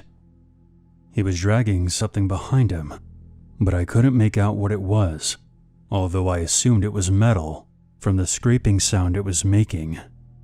It sent a shiver up my spine. He stopped at the desk, and I could see his eyes were wide, his pupils big. His face was pale, and it looked like he hadn't slept in a while. I had seen this look many times before, and immediately associated it with someone who was under the influence of something. He leaned on the desk and ran his fingers through his hair, pulling at it and grinding his teeth. When people like this come in, they are usually looking for drugs. Most of the time they will complain about migraines or fibromyalgia, anything we can't prove to the contrary. I processed him as usual and noticed he was becoming more and more irritable as time passed. Eventually, when I finished up, I pointed him toward the waiting area. He then asked how long it was going to be. Knowing that the on-call doctor had gone on a quick break, I estimated about half an hour. That's when his whole demeanor changed. The anger on his face was obvious as he stormed over to the waiting area, which is a room between the ER and the front desk. As he walked away, I caught a glimpse of what he was dragging behind him, and quickly came to the realization it was an axe. I panicked and almost called the code over the PA system, but I didn't want him to realize. I promptly called the police on my cell phone and ran down the hall to signal to the nurses we had an issue. The police would have to come from 2 towns over, which takes on average 20 minutes. Of course, as we were all pretty small girls, we didn't want to go near him. This man was tall and muscular. Even all of our forces combined, we wouldn't stand a chance. I calmly walked back to the front desk and paged the doctor, asking him to call me. I waited and waited, but I never got a response. I watched the man getting more agitated, and soon he began yelling and asking for help. I quickly hid from him. The other nurses and I devised a plan to lock him in the waiting area. The glass is reinforced and the doors are heavy, so it should have been able to hold him there until the police arrived. The plan went down without a hitch until the man realized what we had done. He started screaming and throwing chairs around the room. He then began using his axe on the door. We were all standing near the front desk and watching. I have never been so terrified in my life, and what made it even worse was the fact that he was making some headway on the door. It was around this time that the emergency doctor comes back from his break. He strolled through the front entrance, still sipping on a drink. When he saw all of us huddled by the front desk, he immediately took charge of the situation. After getting all the necessary information, he disappeared toward the back entrance, where the EMTs usually enter from. He then unlocked one of the waiting room doors, and then tackled the man when he wasn't looking. He bound the man's wrists together with cable ties and sat on his back until the police arrived. I was so grateful for having a young, physically fit doctor with us on that night. I bought him coffee every time our schedules crossed as a thank you, but I don't think that'll ever be enough. As this was the second incident I experienced while working the 3 to 11, I decided to never work late shifts again. I'm now on a Monday to Friday 9 to 5 schedule, and I feel much safer now. Last August, I was hospitalized in the voluntary psychiatric ward at the local hospital due to some major anxiety and depression issues I was having. It was unfortunately my second hospitalization, and this time I would have to have a roommate. No one knows why, but for some reason when the psychiatric unit was built, they decided to put in double rooms. Because of this, they would often have high-functioning patients share rooms. Since I was here about a month ago, when I showed up, the nurses all remembered me. Stays in the psychiatric unit average about 1 to 2 weeks. Because it's the voluntary unit, there's no actively psychotic or violent people here, usually. My roommate, Jane, seemed nice enough. She was an unassuming, petite woman. One thing she really enjoyed doing was sitting at her desk and work on crossword puzzles. In fact, that was the only thing she ever seemed to be doing. In the rooms, each patient gets a desk and a dresser, which are right next to each other. I was admitted to the hospital around 6 p.m. By 9:30, I had taken my medication and was doing some meditation before going to sleep. I was looking at this beautiful picture of a tree and fence that was mounted to the wall and focusing on it while slowing my breathing. That's when I saw that there was writing on it. I hadn't noticed it earlier. It was in pencil, and was put into the picture with enough force to indent it. The writing said, "They are all liars. Liars." There were some other things I couldn't quite decipher. It creeped me out a bit, but I figure it had to have been the previous patient, so I went to the nurse's station to let them know. If you've ever been to a psychiatric ward, you'll know that most of the time, it's terribly boring. I spent most days walking around the unit. Some patients would actually count their laps. Apparently 30 laps equaled a mile. I also spent some time in the art room painting with a group. I began to notice that Jane never went to any of the groups. In fact, she never left the room. Then I realized that I had never seen her leaving the desk. Each time I came into our room, she would be sitting there, working on a crossword. I figured that's how she dealt with the boredom of this place. I tried to make small talk with her when I came in and out.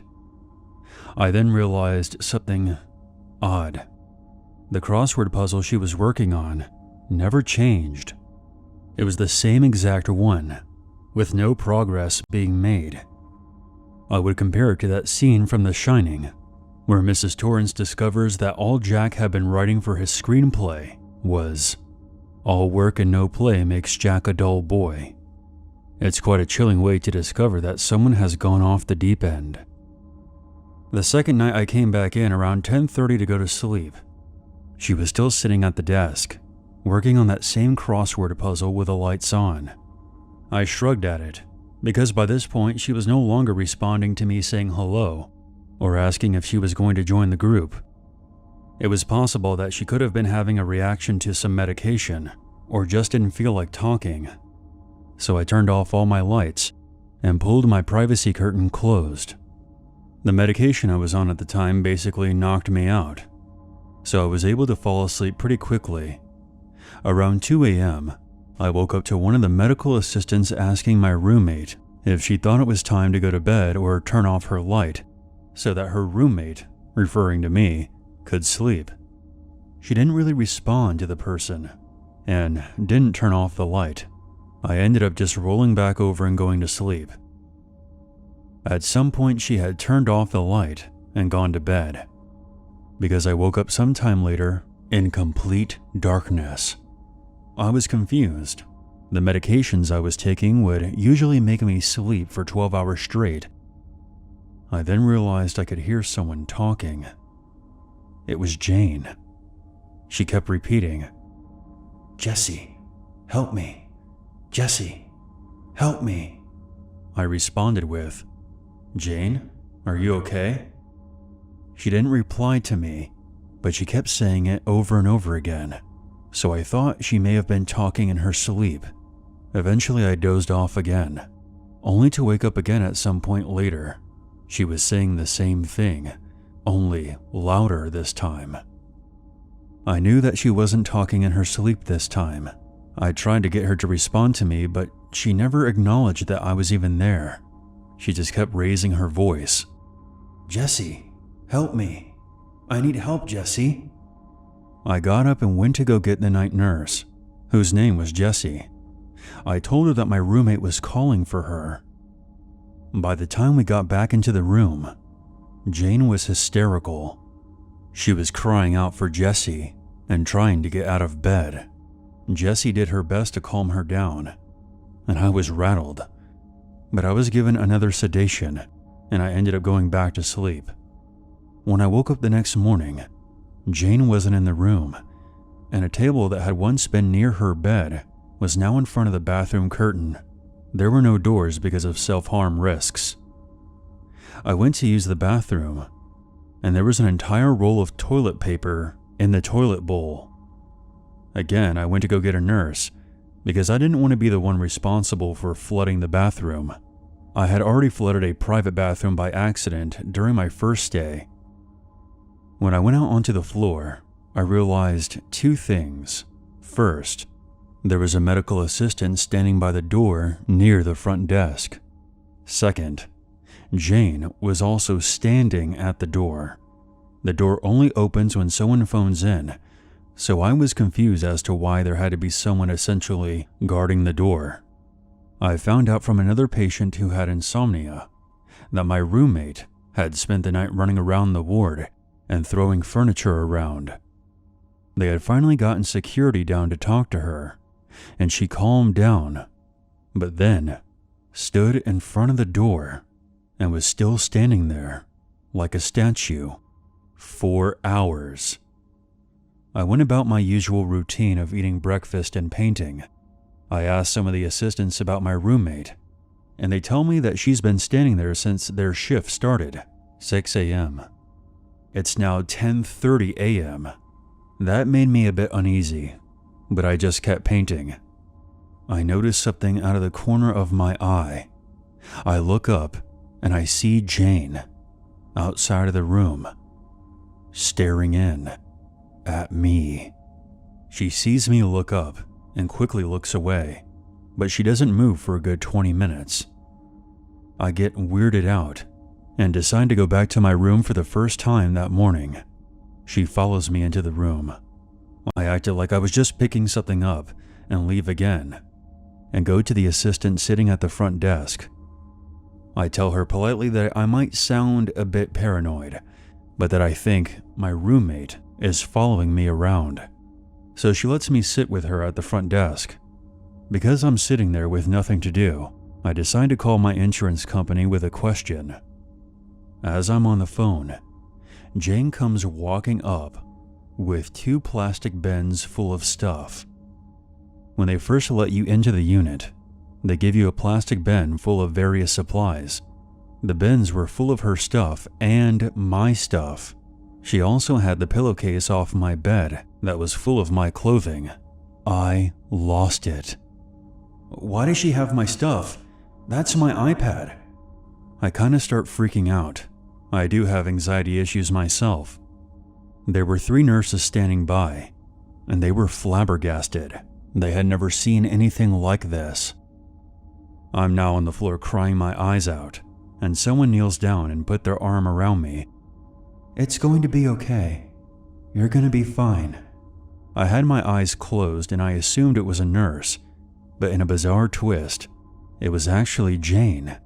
I tell her to stop touching me, and then tell the nurses I want her away from me. The nurses ended up bringing me into a private meeting room to go through my stuff. They then tell me that Jane is going to be transferred to the involuntary ward at some point during the day.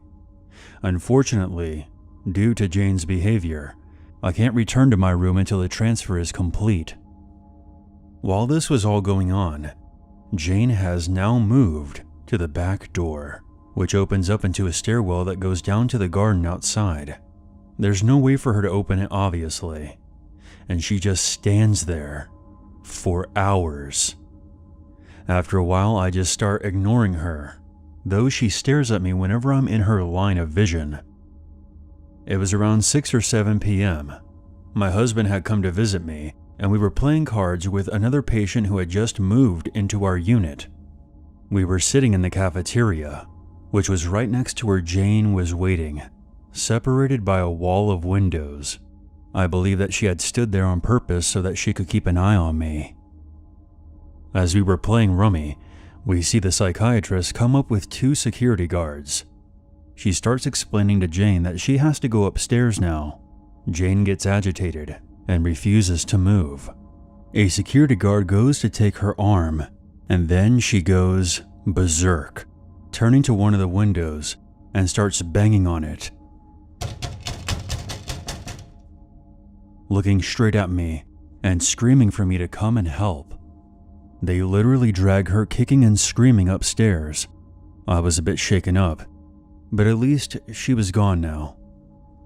I end up with another roommate, also named Jane, but this new Jane was super sweet, and she was in the unit because she was detoxing from a medication. My attending psychiatrist assured me that my reaction was completely normal, and so I started to feel a lot better. The next day after lunch, it was time to visit the garden.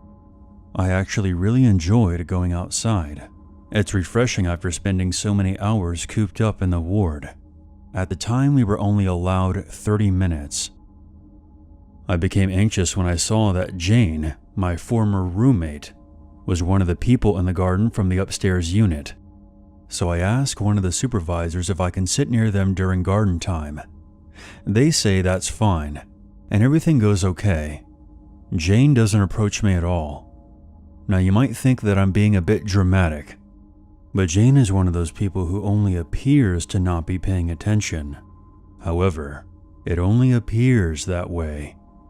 When we came back inside, since I didn't need an escort back to my unit, I made sure to break off from the group and get away from Jane as soon as possible. But then, Jane makes a beeline, right for me, and she had to be restrained again. I didn't see her again after that. I think maybe the hospital staff realized that having her around me in any capacity was a bad idea. Something about me triggered her, and I don't like to think about what would have happened to me if she continued to be my roommate. This is a story that was told to me by my mother when I was old enough to understand what had almost happened to me. I was only a few weeks old at the time.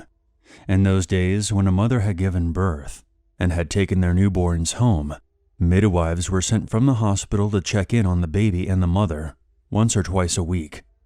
My dad was working, so he wasn't home, and my mother had put me to sleep and was going about her business in the house.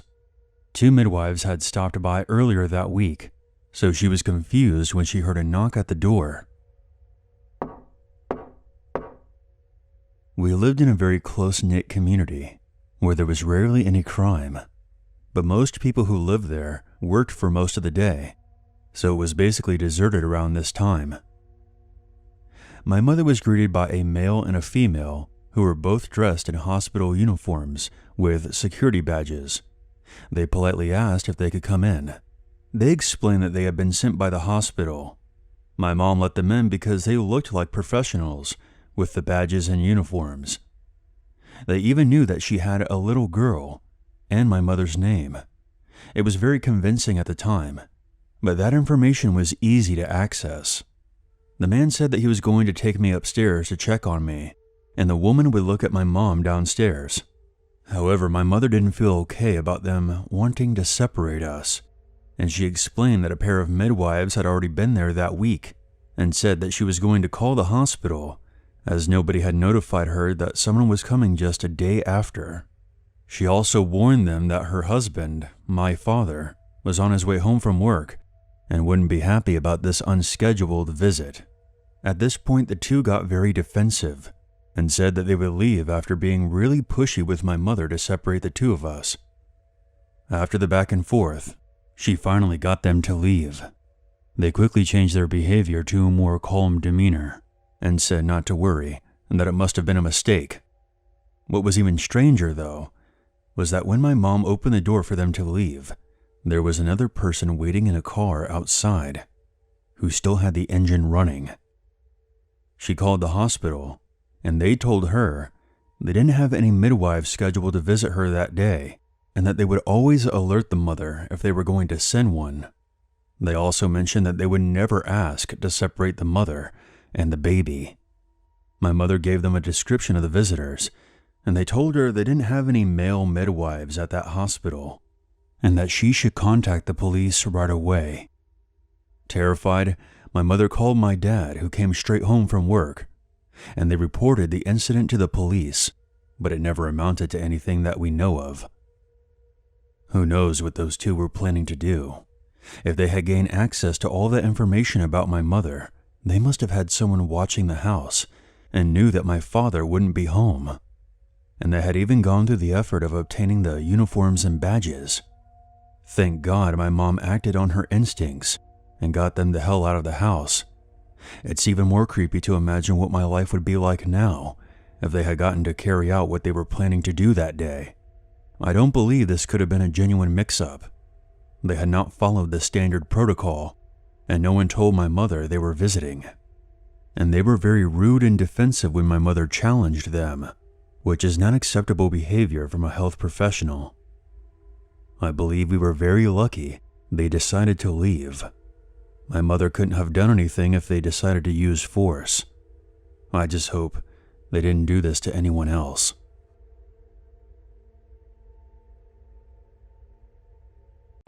In autumn of 1995, when I was 5 years old, my parents moved us from suburban Dublin to a small town in a neighbouring county. Nowadays, that area would almost be considered suburban, but back then, it was the middle of nowhere, right before Ireland's economy started to really boom too. They bought a house that was about 2 kilometres from the village in a field surrounded on all sides by farmland, with a little cowshed directly touching the edge of our land.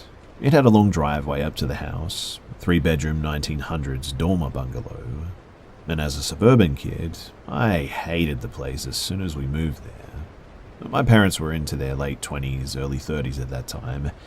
They both had grown up in the city and wanted to experience country life, so it was an opportunity to do a renovation. And when we moved into the place, it was rancid.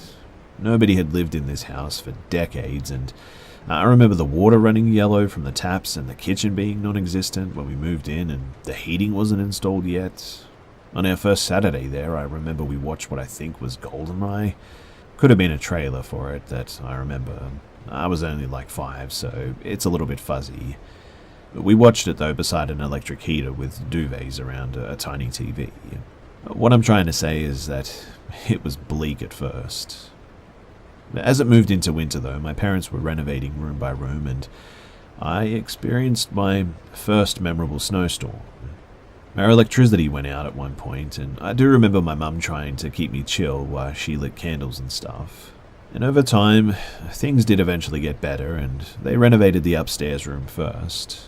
But when you walked up the stairs, there was one big room that we all put our beds into that connected to an attic space, which I remember helping my dad put rat traps in and that sticky bug tape onto.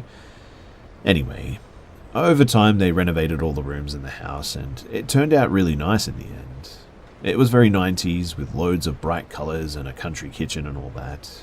But my mother was really depressed there, and this was a time before the internet took off, and in Ireland at that time, once you left the cities, you only had like 3 channels, and they were all Irish, which in 1995 was not a good thing. She just felt isolated, I guess, and I remember a few times she let me take the day off school and stay home even. I think that she did this because she was lonely though. Anyway, in August of 1996, they gave up and moved us back to the city. They bought a really nice brand new home right before house prices skyrocketed, and I even got to rejoin the class that I had spent a couple of months with in 1995. In 2011, when I was 21, my dad and I went for a drive together and decided to drive back to that town. And he started telling me stories about that house, and suddenly a bunch of experience that I'd had suddenly made a lot of sense. So, remember that big room upstairs? My whole life, I've had this sort of reoccurring dream where I'm lying in bed, my parents are downstairs with my family over, and as I close my eyes, I can see shadows moving in front of me between the hanging lights and the bed, as if someone is sort of walking back and forth in front of me. And I've had that dream maybe 20 times, I would guess. My dad told me that one of the major reasons they left was because they felt the place was actually haunted, apparently.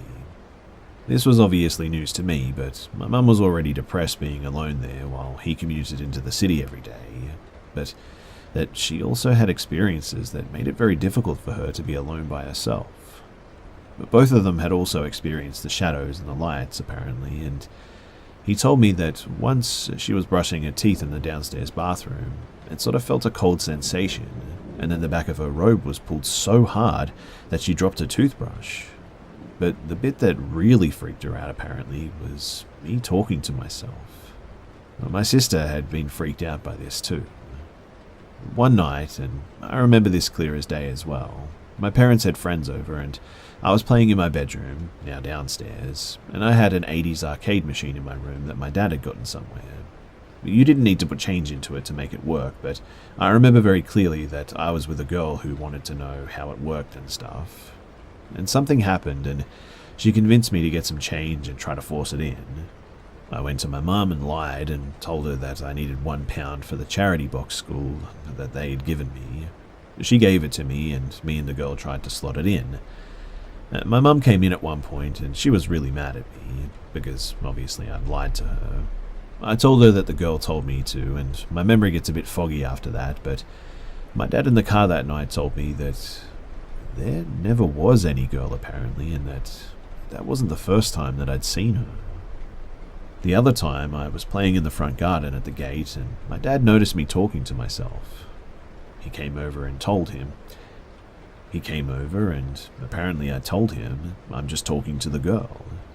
And I do remember him being like, okay, that's nice, and not making a sort of big deal about it again, that there was no girl. One time when they weren't looking and I was with her, she actually touched me for the first time. And this is the only time that I remember that I really thought as a kid that something was strange. She sort of touched my hand and then just immediately disappeared. I mean, I was 5 and I didn't know what had happened, but one minute she was there and the next she was gone, and I had this incredible need to take off the t-shirt that I was wearing. It felt like that feeling when you know that there's a spider on you or something. I ran up to the house though and into my room and pulled my clothes off, stomping on them. My mum noticed this too, but I really don't remember anything after that. Anyway, the old house, the smells of rotten eggs and the birds constantly flying into the windows were creepy enough without all of that too, but it apparently really sunk in with my dad when he was at the mechanics in town one day, making small talk, and one of the lads said, "You're brave living in that place," because apparently it had been abandoned for years and had been known locally as a very creepy spot that people would stop and look into on the country walks and stuff, wondering about it. When we eventually got back to it on our drive, the place was once again abandoned and being used solely for storage by whoever bought it, I think. It still looks creepy to today, and the travelers or gypsies who bought it have put a big religious shrine in front of the house. But there were also big sort of beech trees surrounding it, and it had a proper gate and all that, but 25 years haven't been kind to it, that's for sure.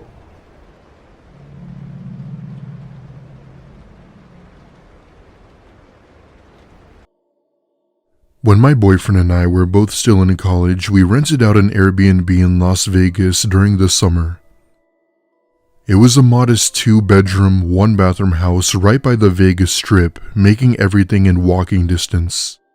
This one summer, just wanting to get away from life and away from it all, we booked the Airbnb wanting to have a nice time. The owner was nice, but was very strict on having people over. We assured him we didn't know anyone in Vegas and would honor his wishes. Our third night there, we had just gotten back from the casino after gambling some of our spending money. We've never been to Vegas, so it was okay to gamble at least once. A few hours after we got back to the Airbnb, I was feeling a little ill, so we decided to sleep in separate bedrooms to avoid the spread. However, the bed frame in the other bedroom was broken, so we agreed that I would sleep on the bed while my boyfriend slept on the floor with a simple blanket. I felt bad in the moment, but he didn't mind it though, and we fell asleep shortly after. A few hours go by when I was suddenly awoke to my boyfriend nudging me. He was standing over the bed, trying to wake me up. I take a look at my phone and ask him in an annoyed tone what was so important at 4 a.m. There was a short pause before he said he was hungry and that we should go down to the gas station for a snack. I told him that if he was hungry that he could go himself and to let me sleep. This doesn't satisfy him though. He didn't want to go alone and insisted I go with him. This was weird as I had never seen him act like this before. There was something about his tone that was just off-putting. At least, that was my logic. After several attempts of getting me to come with him, I finally obliged and put on my sandals. We walk outside of the house and start heading towards the street when my boyfriend says, "Babe, I'm not actually hungry. I woke up in the middle of the night and looked under your bed. There's someone sleeping there." My heart sank as he said this, and I repeatedly asked him questions to make sure he wasn't playing some sick joke. By some stupid luck, the person didn't see my boyfriend as they were facing the other way. We called the police, and lo and behold, they came out of the Airbnb with a homeless-looking man in handcuffs. However, he didn't try to get away and sort of just let the police arrest him. Looking back, it seemed as if he were wasted or on drugs.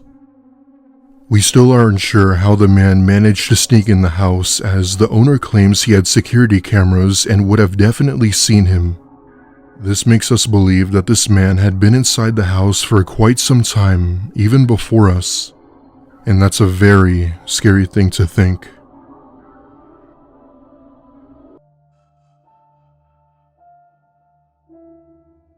It was the summer of 2016, and my friends and I were taking a road trip down to Miami for Ultra. Ultra is a widely popular music festival around the world that was hosted once a year with many popular celebrities. If you're a big music fan, you know what I'm talking about. Anyway, my friends that I had gone with decided to get an Airbnb to stay in, as that would be the cheaper option than a hotel and was well within our budget.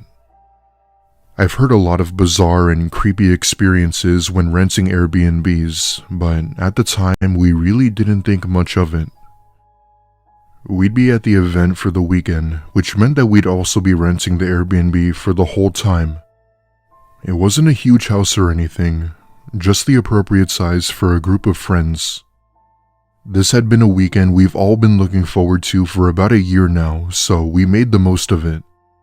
Fast forward to the day of the festival. We're all partying, having a good time, when I take notice of a man staring intently at my friend. This was common, as it's a large event with many people, so it was no surprise there were creeps. However, my friend didn't feel threatened or uncomfortable. She's had several encounters of people looking at her like this, and she sort of just let it go, as it was normal to her. We all sort of dismiss it as some harmless druggie and continue on with our night. The venue was huge with a lot of people, I'd say about 5,000, and after a night of drinking and dancing, we all had went home. It's around 1 a.m. and we're all starting to go to bed so we could get up early the next day. However, I have always had trouble sleeping throughout my life. I've always had an innate fear of the night, ever since I was a child, and for whatever reason, I guess it stuck with me through adulthood. I wasn't so much afraid of what lied in the dark, but rather the dark itself. I always saw it as some silly fear, but this night definitely confirmed my fears. At this point, it's about 2 a.m. and everyone was asleep but me. After constantly rolling around in bed, I finally got some shut-eye, when I awoke to my friend shaking me. In my groggy state, I ask her what she wanted when she says, "Do you not hear that? Someone's walking around outside." Now, my bed is right beside the back door, and after rubbing my eyes, I finally heard it. Someone was definitely out there, and it sure as hell wasn't any of us.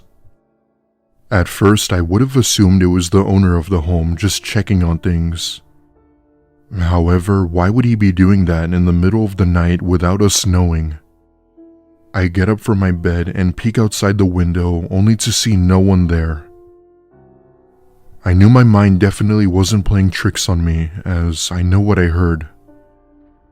As I get out of bed to go see who it was, I then hear the scream of one of my other friends from another room. Upon rushing into her room, I opened the door and was greeted to a man who I could only recognize as the same man from the concert.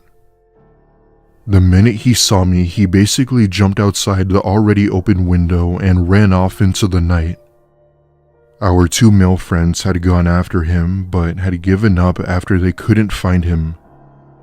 Police were involved, but there was nothing much they could do other than conducting a police report. We had contacted the actual owner of the house, who was thankfully very understanding and refunded our stay. Since we don't live in Miami, we had to end our trip short and head back home, which was an 8-hour drive. This was many years ago, and my friend has since gotten therapy because of this. She's obviously moved on from it now, but she still talks about it with people till this day. I still mourn over the fact that my friend could have been killed that night if she hadn't woken up. I still have no idea as to how that man from the show managed to find us. My only guess was that he simply followed us, but kept his distance while doing so. I've always wondered about what he might have done had I not gone into the room in time. We've never been back to Miami since, and we also don't rent Airbnbs anymore. This world is full of dangerous and evil people who actually want to cause harm to others. If you ever plan on renting Airbnbs, please do so carefully. Make sure all of the doors and windows are locked at night. You never know who might be lurking.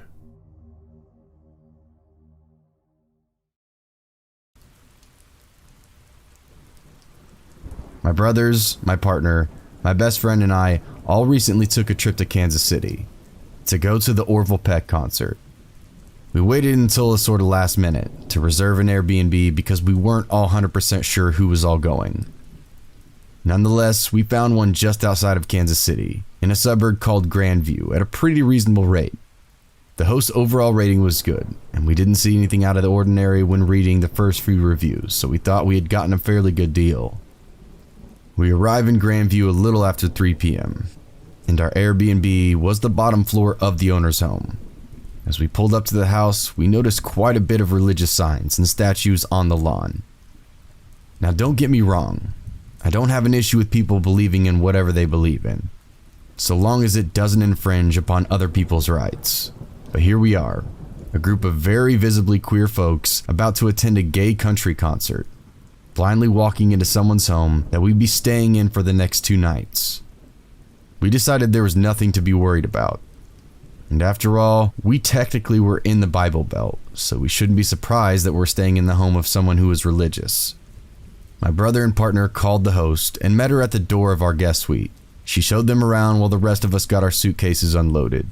When they came back to meet us, they said that she was super nice. And again, our minds were eased. We decided to hang out, order food, and rest a little before we headed off for the concert that night. Our comfort did not last long though.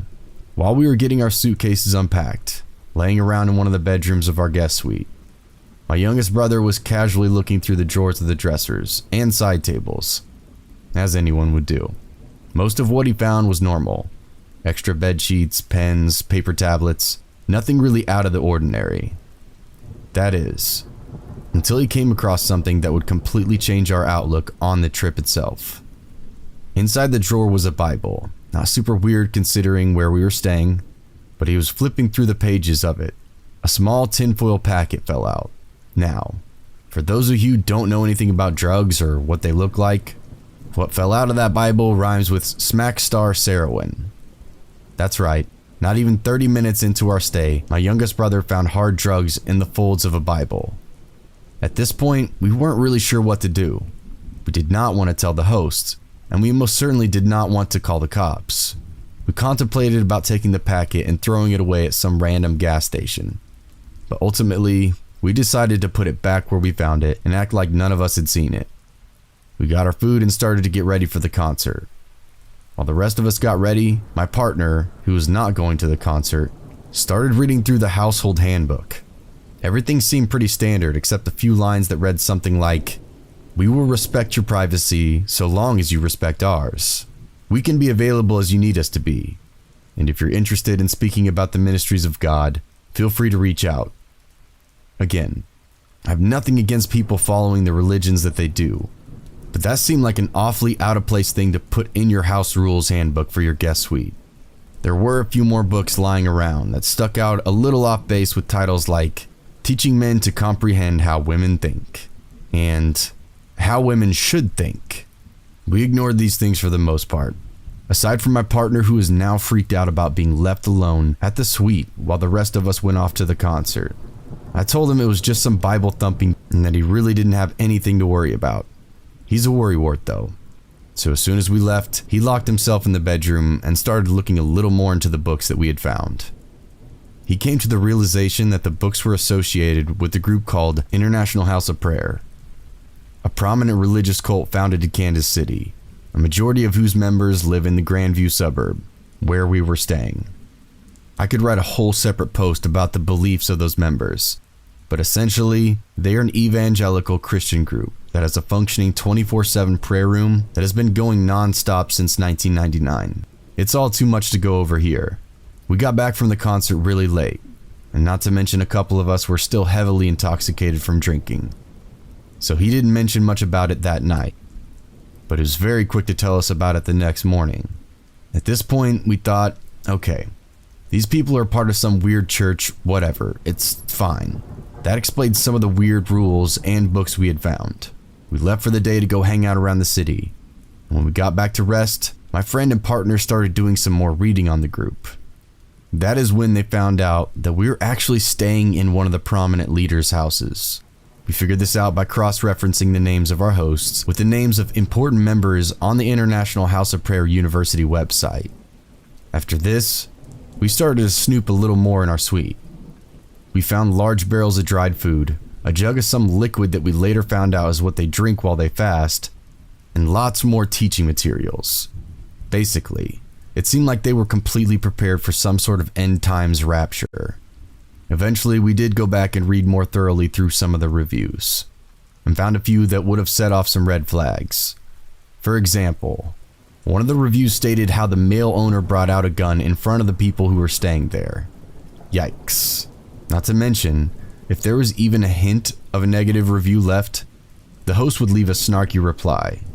Needless to say, we spent as much of our time as possible away from that Airbnb as we could for the remainder of our trip. And although we were never in any direct danger, we did feel very uncomfortable throughout the entire thing. I've gotten a lot of questions about the heroin. First off, I know that it doesn't come back up in our story, but ultimately, it was the catalyst to all the other weird stuff that we slowly uncovered. And I knew it was heroin because I've seen it before. I have family and friends that have used it, and it is also one of the first things to come up if you Google drugs in foil packet. I do not know if it was left there by a previous guest or if it was the owners. Either way, finding it in a Bible within our first hour of being there was off-putting to say the very least.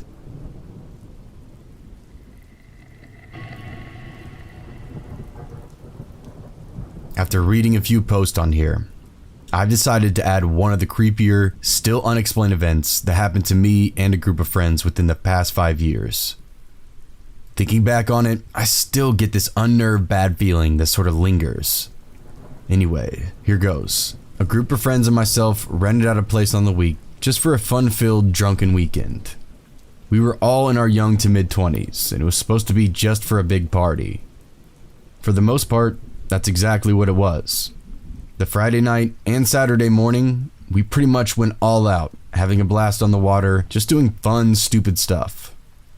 Well, naturally, when Saturday afternoon rolled around, we were all so dead from going all out, we decided it would just be a night of no drinking, maybe a little weed smoking, and just have a chill evening and night. And that's exactly what it was, very relaxed. So 9 p.m. rolls around, and about 8 of us were inside the house and 5 outside the house. It was a 2-story house with a 2nd-story deck / back porch, and it was surrounded by the woods, and then down through the woods, you would hit the lake.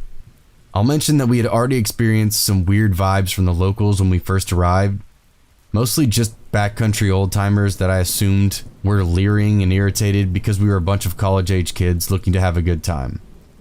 But the town and the lake were so large, it's not like anyone knew where we were staying.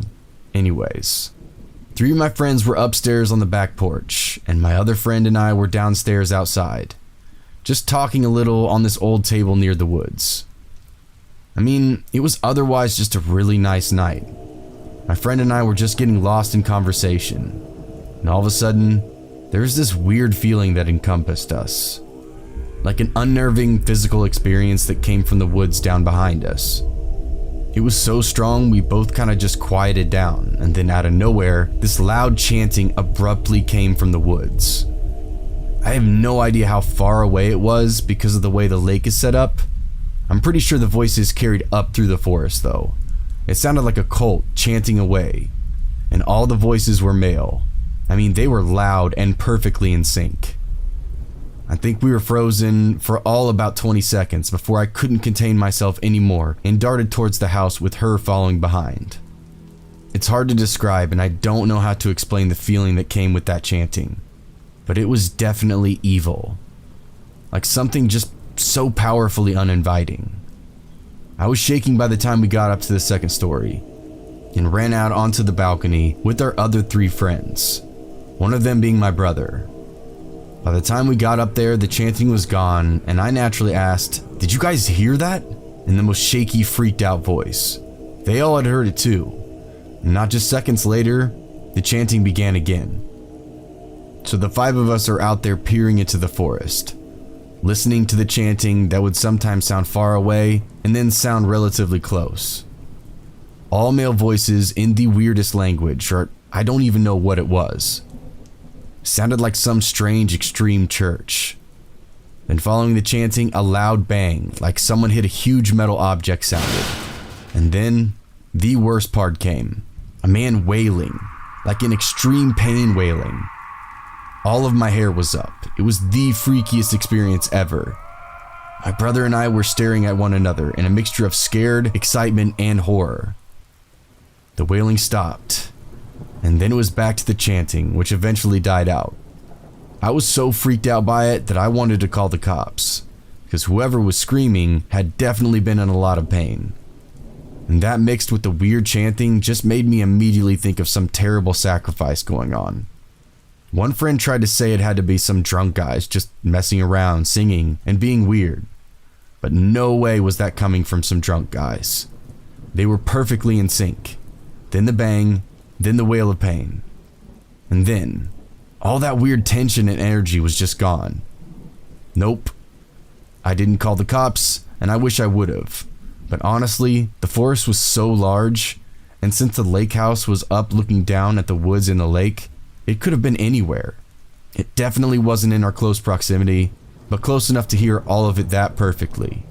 We all went inside and got some of the others, but by the time they came out, the chanting had stopped. Someone wanted to go out and explore and find where the sound had been coming from, but obviously that was a stupid idea. After that, I was so ready to go home. I can't explain the relief of driving away from there the next morning. Even now, it gives me the worst feeling ever. Whatever that was, it felt so wrong and so evil. I will never forget it. I can only imagine that it was some kind of weird cult stuff.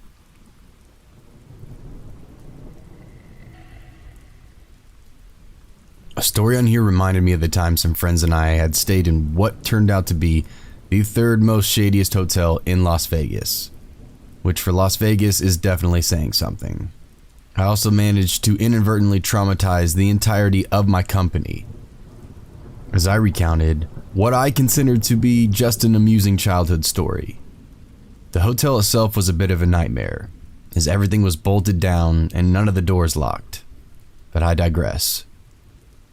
The story itself is about my family's run-in with Satanists on a trip to upstate New York.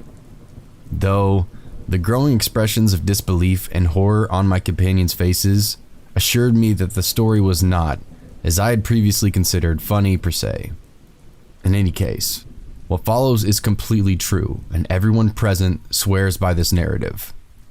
When I was 5 years of age, we took a road trip to upstate New York to see my grandmother on my father's side, as well as to tour around the countryside a little bit. There we were, in rural upstate, away from the region in which my grandmother actually lives, and we were planning on staying in a bed and breakfast my father had booked ahead of time. It had been an unexpectedly long drive due to weather complications, and when we found the B&B in question, we were all quite tired. We went up to the door to check in, and a woman missing her 2 front teeth on both jaws answered. She invited us in, but warned us that they didn't have a room for the night. They were booked solid.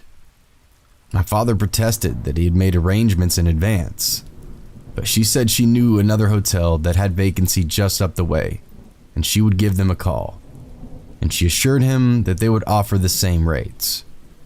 But first, she insisted on showing my parents around, as her husband was an artist and she wanted to show them his studio and his quote-unquote famous artwork. We were all invited in, but after seeing the first few pieces of naked women missing their front teeth, bound or being tortured in various ways, my parents opted to leave the kids outside with Grandma.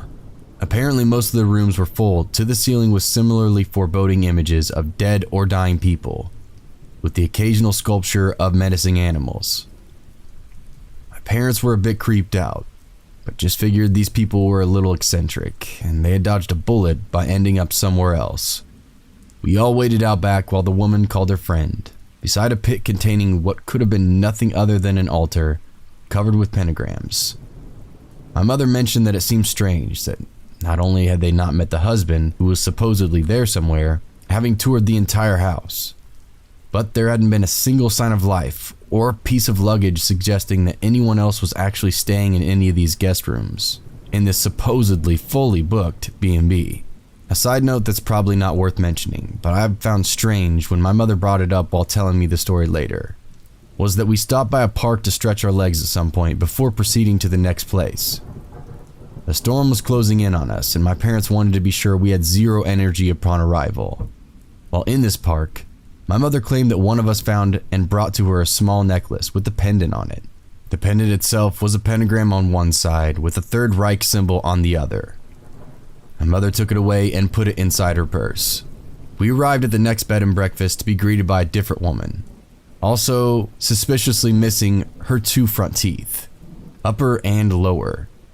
It was about this time that my grandmother mentioned that she had read a lot of articles recently about tourists being killed by some cult of Satanists or some such in this area. Great. She tended to tell a lot of tall tales, so I think my parents kind of rolled their eyes and dismissed it. But they made a point to mention it later. The storm was now upon us, and we were all exhausted. And there was nowhere else to stay that we could find anywhere near there. My dad decided we would make do with whatever they had to offer. What they had to offer was a slightly renovated barn. During the bustle of moving our luggage in, the woman kept inviting my brother and I into the house, saying she had some sweets, and wouldn't we like to meet her kitties? She made it clear, however, that my parents were not welcome into the house because it was too messy, and she would be embarrassed. We were then herded away into the barn and told not to talk to the lady. Once inside, my father, who was by this time a bit creeped out, went about checking the beds and securing the one-room barn unit. The windows had no coverings whatsoever, and the doors had no locks. We placed pillows from the couches in the window frames, and my dad grabbed a dresser against one wall to block the door. When he went to move the dresser, he discovered it was on wheels, which were completely silent. He also noticed that the wall behind it moved a little when he shifted the dresser. When he scrutinized the wall, he found a seam. He pushed on the wall and it gave way, 2 invisible doors opening outwards into the night. And just outside was a dark-colored van which had been backed up to the opening. Livid, my dad went about rearranging all the furniture in the room, stacking the heaviest against the outward swinging doors, and moving the mobile dresser with various loud objects behind it against the main door. When he had completed this, we all started to settle down. This was around 11 p.m. The woman brought us freshly baked blueberry muffins.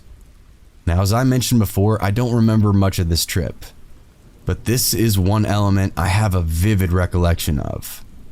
With the inclement weather and the rush to find a place to stay, complemented by the lack of restaurants in the area, we hadn't had what one might consider a proper meal.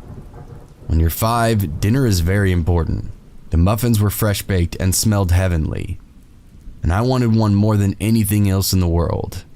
However, presuming, and probably correctly, that they were poisoned or something was seriously wrong about them, since this entire thing was beginning to feel like a horror movie.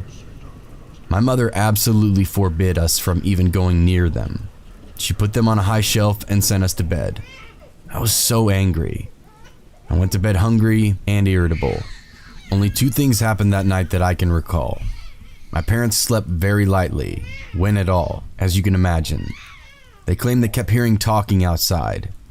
My sister woke all of us up with a blood-curdling scream around 1 a.m. for reasons unknown. She was usually a very quiet baby.